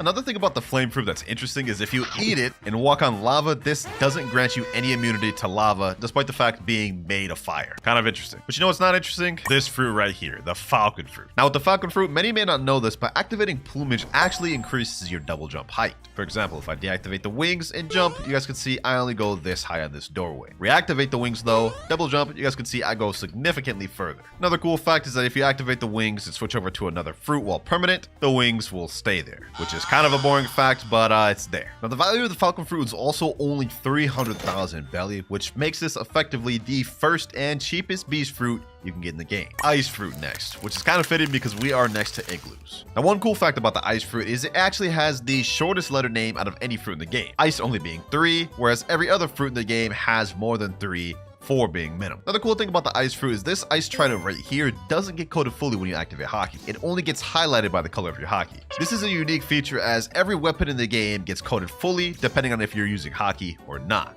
Now you guys probably knew these two, but I guarantee you this next one, some of you may not know. This is the sand fruit, and it is one of the only fruits in the game that has a natural weakness passive. So if you were to eat the sand fruit and take a dip in the water, you will die twice as fast to water damage than any other devil fruit in the game. Now a good amount of you probably knew that, but I guarantee you didn't know this one. Desert Blade, when it awakened, increases range depending on the mastery you have for sand. And this is also true for Sand Coffin. The higher mastery you have, the longer range they go. So for all you sand mains, I recommend getting your thing to 600 mastery. Now these next facts, we're going to be going over the Dark fruit. Dark has 5 different moves, one of them being called Ghastly Step, which is actually a teleportation flash step like ability. The only interesting thing about this though is the maximum range of this ability is less than a flash step significantly. This is the maximum range of Ghastly Step. You guys can see we didn't go that far. However, if we start from the same distance, you guys can see we can flash step much further. It's a bit of a trade-off, however, because even though the distance doesn't go that far, you can use it in the air. Another cool fact about this fruit is it gives you Logia dodges in the game, despite the fact that the user Blackbeard in the anime specifically has no Logia dodges. In fact, he takes double damage to physical attacks. Most likely they did that to copyright, which I respect, but moving on to the next one, we have the diamond fruit. Now there is only one really interesting fact about this fruit in the game, and it's pretty obvious. This move down here, Solar Flare, is the only move in the entire game of Blox fruits that blinds players for several seconds. And that's it. There's nothing else unique or interesting about diamond. Now you remember how earlier we talked about how Flame was the first batch of fruits to get an awakening in Blox fruits? Well, the light fruit was actually the second batch. In update 12, which was a Halloween update, and the update after Flame got added, we also got the Light Awakening, paired up with the Dark Fruit, making the Light Fruit one of the earliest fruits in the game to get an awakening. Another interesting but weird fact about the Light Fruit is if you do a friendly 1v1, for example, like at the Coliseum, and lose that friendly 1v1, for some reason, the Light Spear will just disappear. You guys can see Light is tapped in right now, but the spear just doesn't show up. The only way to get it to come back is if you reset. You guys can see now it's back. And on top of that, you remember how the ice trident didn't get coated by hockey earlier? Well, the light one does. If we press J, you can see the entire thing becomes black and coated in hockey, which makes me wonder why they didn't make it like that for the ice fruit. Maybe it's a visual glitch, maybe it was on purpose, who knows. But what I do know is that this next fruit holds a record that no other fruit could beat in the game. Now, we already know how Rubber is immune to Rumble. I got my ult right here and he has Rubber equipped. You guys can see no matter what I do, none of these Rumble moves will hit him or even stun him. However, this does not stand true for Pole V1 and Pole V2, because if I equip those and use the moves, you guys can see he now can be attacked and stunned. Another thing players also know is that Rubber is immune to guns. So if you try to use Kabucha, Serpent Bow, or Soul Guitar moves, it won't do anything. However, you may be interested to know that even though they can't take damage, they still get stunned. You can see the move stunned them and pushed them up. So even though they don't get damage from Soul Guitar, you can still use the stun to start a combo. Now, you may have knew all those facts about Rubber, but I guarantee you some of you didn't know this. If you equip the electric fighting style and try to use moves on Rubber, it's completely immune to this fighting style. However, despite the fact that it's immune to electric, it is not immune to electric claw. Now, as for that record I talked about earlier, Rubber in the game holds the record for the most immunities out of any fruit in the game, and I don't think any other fruit will end up beating that. And the last interesting fact about Rubber is Rubber is the only fruit in the game to have an M1 before you even have any moves at all. You guys can see my mastery is only 1 mastery on Rubber. We have no moves, but we have an M1. It's the only fruit to be able to do that. So we actually had a lot of facts with the Rubber fruit, but I'll tell you what, this next one doesn't. The barrier fruit. Nothing really interesting about this fruit. I couldn't even find any interesting or unique facts about it other than one. Barrier wall doesn't block any moves whatsoever. So if we throw that move out, walk up to it like this, go on my alt account and throw a move out, you guys can see we still get hit by the move. The wall doesn't do anything. Moves just go straight through it. Now, unlike barrier, the ghost fruit actually has some interesting facts. For starters, this didn't used to be called the ghost fruit at all. In fact, a few updates ago, this used to be called the revived fruit. This fruit completely replaced the revived fruit, though, getting a brand new rework, completely new movesets, and even a change in rarity. The ghost fruit we know now is worth 940,000 belly and is in the rare category. However, the old revived fruit used to be 550,000 belly and used to be an uncommon, which actually makes this one of the very few fruits in the game to actually get a rarity increase. Next up though, we have the magma fruit. This fruit holds the title for highest damage dealing fruit in the game. However, what if I told you that that wasn't true and that a fruit exists that deals even more damage than the magma fruit, which we'll get more into later, but we still have some more interesting facts about the magma fruit. One of which being that the flight move of magma, Beast Ride, can't actually be interrupted. And just to prove this to you guys, I'm gonna go attack this boss right here, get him aggro to me, then I'm gonna activate Beast Ride, and any amount of damage this guy does to me will not deactivate my Beast Ride. Look at this. He just hit me with that move that should have stunned me and deactivated it, but it doesn't. And with that, we are now done with the rare category of fruits. We're moving on to the legendary category. And our next fruit, Quake, actually has some interesting facts about it. So the first one, which is the most obvious, is that the final awakened move of Quake, Sea Quake, holds the record for largest AoE move in the entire game of Blox fruits. If you use it, you guys can see right here, it actually has a really large AoE, covering the most ground out of any move in the game. Look at this. This is insane. All that damage we're hitting right there is from hitting all the NPCs on this entire island. Another interesting thing about Quake is that Quake holds the record for least awakening moves out of any fruit in the game, being at only 4 total awakening moves, while every other fruit at minimum has at least 5. And while we're still on the topic of awakening, Quake also holds another awakening record. Despite having the least moves to actually awaken, Quake is actually one of the most expensive fruits to awaken in the game, especially Sea Quake, as to awaken Sea Quake, this costs you 8,000 fragments, making this the single most expensive move to awaken in the game. The Buddha fruit. One fruit many of us consider to be absolutely broken in the game, but I bet you didn't know that it used to be even more broken than it is right now. So obviously Buddha's most commonly used move is this shift ability, and when you press this, you obviously become a big Buddha, increasing your hitbox and damage for swords and M1s. But I bet you didn't know that shift many updates ago used to do an extra feature. According to the wiki here, this fruit used to grant the user twice their HP during transformation. So for those of you that think the Buddha fruit broken now, imagine having to deal with a Buddha that has 26,000 HP. I would not want to be playing during those days. Another interesting fact about Buddha is if you hold out a fruit while in transform state and start jumping,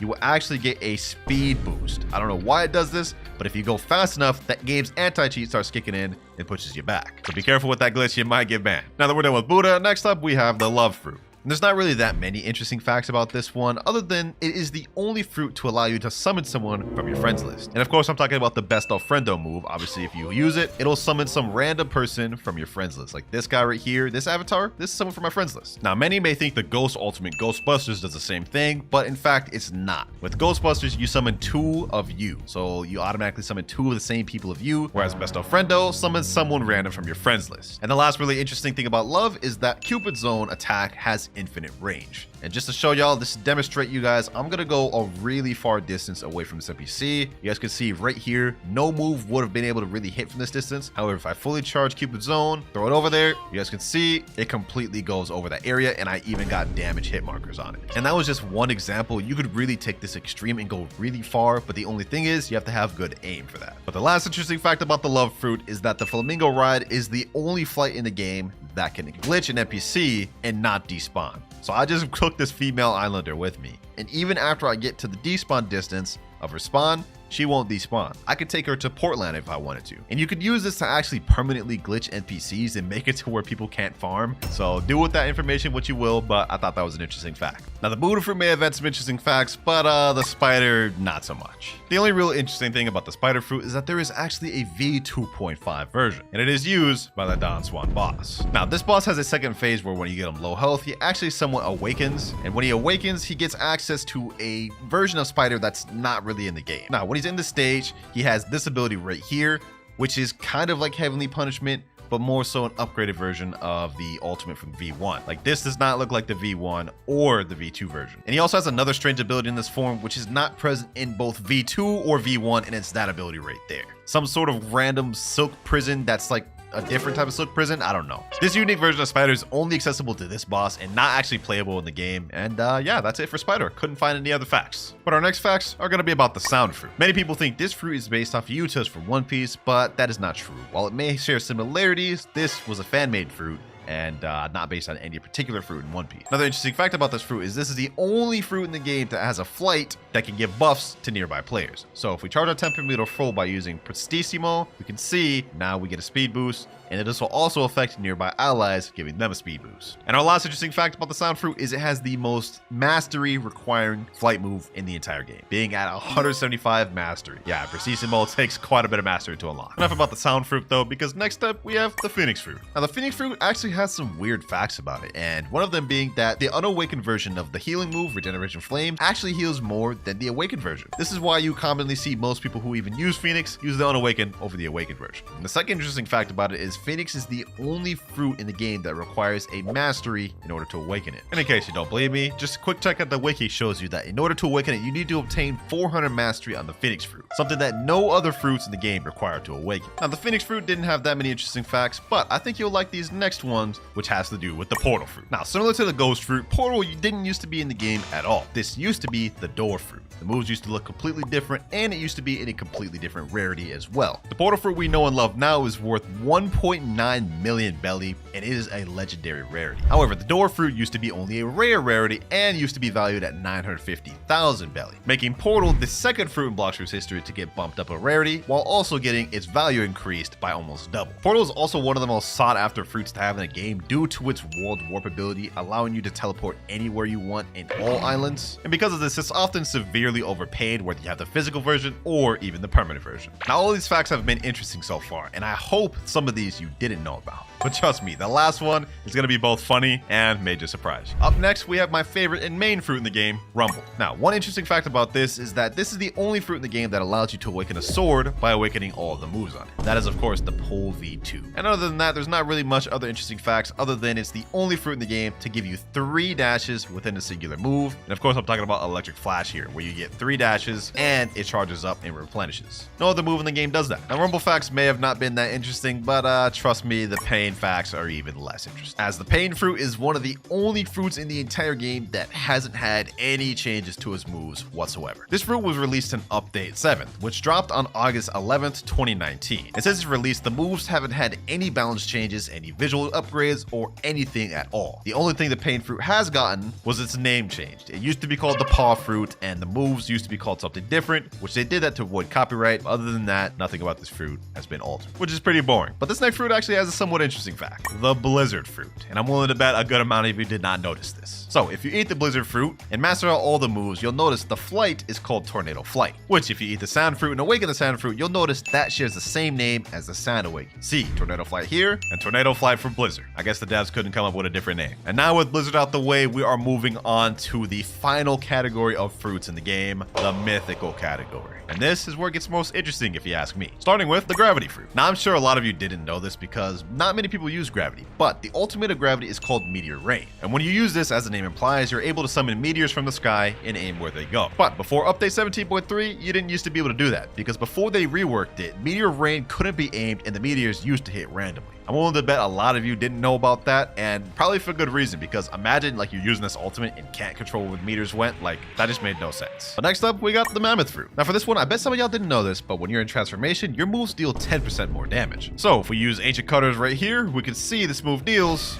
3,026 damage. However, while in transformation, that same move deals 3,531 now. Alongside that, Mammoth is the only fruit in the game to share the same belly value as another fruit. As we know, Mammoth is worth 2.7 million belly, which is the same value as T-Rex. Kind of interesting, right? Mammoth also has another interesting glitch where if you pull out the smoke fruit, transform and instantly pull out the smoke fruit before your transformation finishes, you guys will see you go invisible. And people use this glitch to troll a lot of people. I personally do all the time. It's kind of fun. To deactivate it, all you gotta do is transform again normally, and you'll be visible once again. And now for the T-Rex fruit. Not really much interesting facts about this one, other than one, it's the most recent fruit added to the game. This was the last update we've gotten on Blox fruits. And two, many of y'all probably haven't known this, but the T-Rex fruit has been nominated to be added to the game since update 7. And if you don't believe me, go to the wiki, look at T-Rex, and you can see the trivia. It shows this fruit was nominated to be added to the game since update 7. And if you look at it, update 7 came out on August 11th, 2019. So this fruit was destined to be added to the game from the start. Even more interesting though, next up we have the dough fruit, which actually has a surprisingly amount of facts about it. First one being that it is tied with Phoenix for the most expensive fruit to awaken in the game, costing 18,500 fragments. Second one being that it is the only elemental mythical fruit in the entire game. And just to prove it to you, Gravity is a natural, Mammoth is a beast, T-Rex beast, Shadow natural, natural, natural, natural, beast, beast, and Kitsune beast. But the interesting thing about that is even though it's an elemental fruit in the game, this is not how the fruit is at all in the anime. Because in the anime, they specifically specify that the dough fruit is a paramecia. Another cool thing about the dough fruit is every move correlates with your hockey color. So if I activate hockey, you guys can see I have red hockey, and if you hold the move, you can see the red hockey is coated around my dough move. And the last interesting fact about dough is this is the only fruit in the game that has a move that changes depending on whether you're in the air or the ground. And that is Pastry River. Obviously, if you stand on the ground, it does this, and when you use it in the air, it does this. So yeah, dough is the only fruit in the game that has two variants within one move. But enough of dough, because now we're moving on to the shadow fruit. And while there are not much interesting things about shadow, there is one, and that is Nightmare Leech. What this move does is when you use it, it takes the enemy's HP and replenishes it with your own, making this the only fruit move in the game that has a life leech type ability. Now this next fruit is gonna have some facts that I know are gonna surprise some of you, and that is the venom fruit. Let me just say, some of these facts even shocked me. First fact being that when you're low health, the Serpent's Wrath flight of venom makes you go faster. So this is how the flight looks right now. It's relatively slow, but also decent speed. If I get myself low though, and even dang near close to death, you can see the flight goes significantly faster, especially if you aim it up. Look at this. Look at the distance we're going right now. I'll guarantee you all of you knew that fact. I mean, that's just common knowledge right there. But chances are you didn't know that transforming into full form makes you immune to lava damage. Like, look at this. We're literally standing on lava right now, taking no damage whatsoever. In fact, we're healing. Another interesting fact about the venom is the Toxic Fog move is the second largest AoE ability in the entire game. Obviously, Quake Waves being the first, but this is the second. And now for the big fact, the one that shocked even me.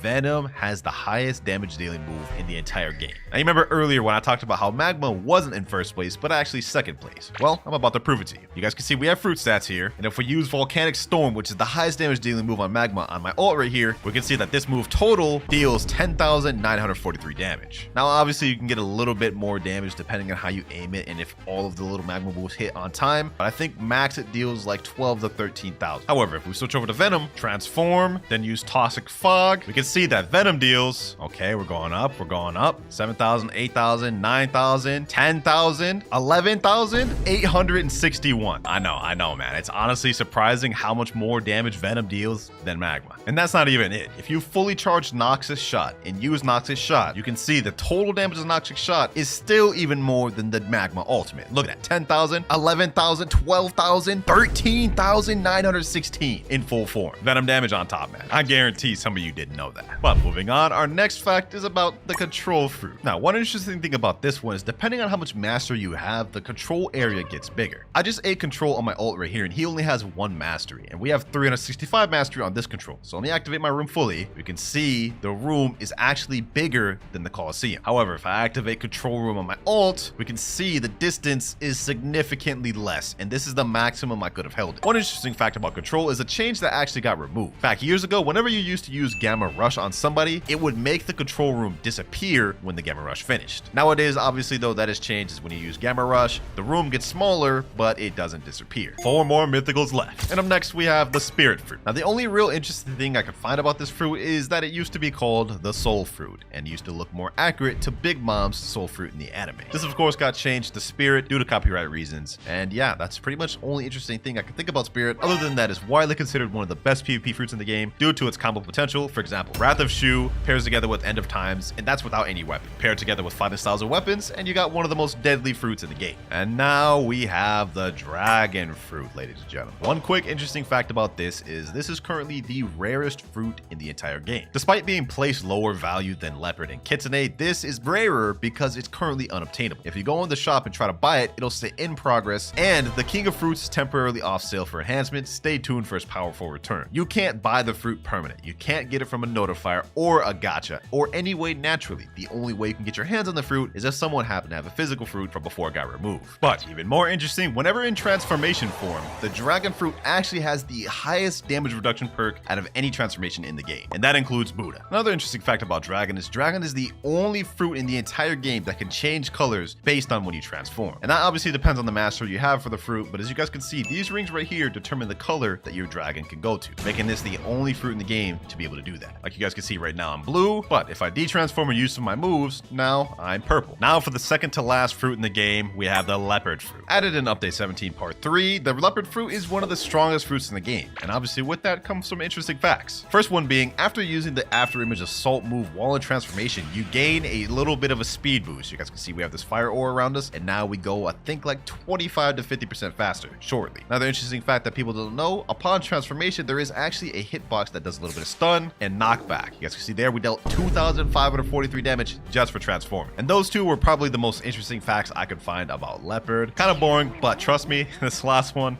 is gonna be funny, because now we're moving on to the final fruit of the video, Kitsune. Now, many people believe that the Kitsune fruit in Blox fruits is based off of Yamato's fruit from One Piece, but this couldn't be further from the truth, because if you look at the wiki, you can see that this fruit is the second fan-made fruit ever added to the game, with the first one being Sound, and the original concept was made by a guy named Kuzuru K on Twitter, and it only got added to the game because it won an art contest, which I'm sure many of you knew, but I guarantee a lot of you didn't know this last fact. So obviously, whenever you transform a Kitsune, you have something called tails, and obviously the more damage you deal, the more tails you get. And once you get the 3 tails, you can see now we are able to transform. Now we all know this is just how Kitsune works, right? But I bet you didn't know that under the Kitsune seat, there's actually something sus under there. If you look under the seat and angle your camera like this, you will see there is an Among Us character under the Kitsune seat. I have no idea why the devs added this in here, but that's an interesting fact about Kitsune that I bet many of you didn't know.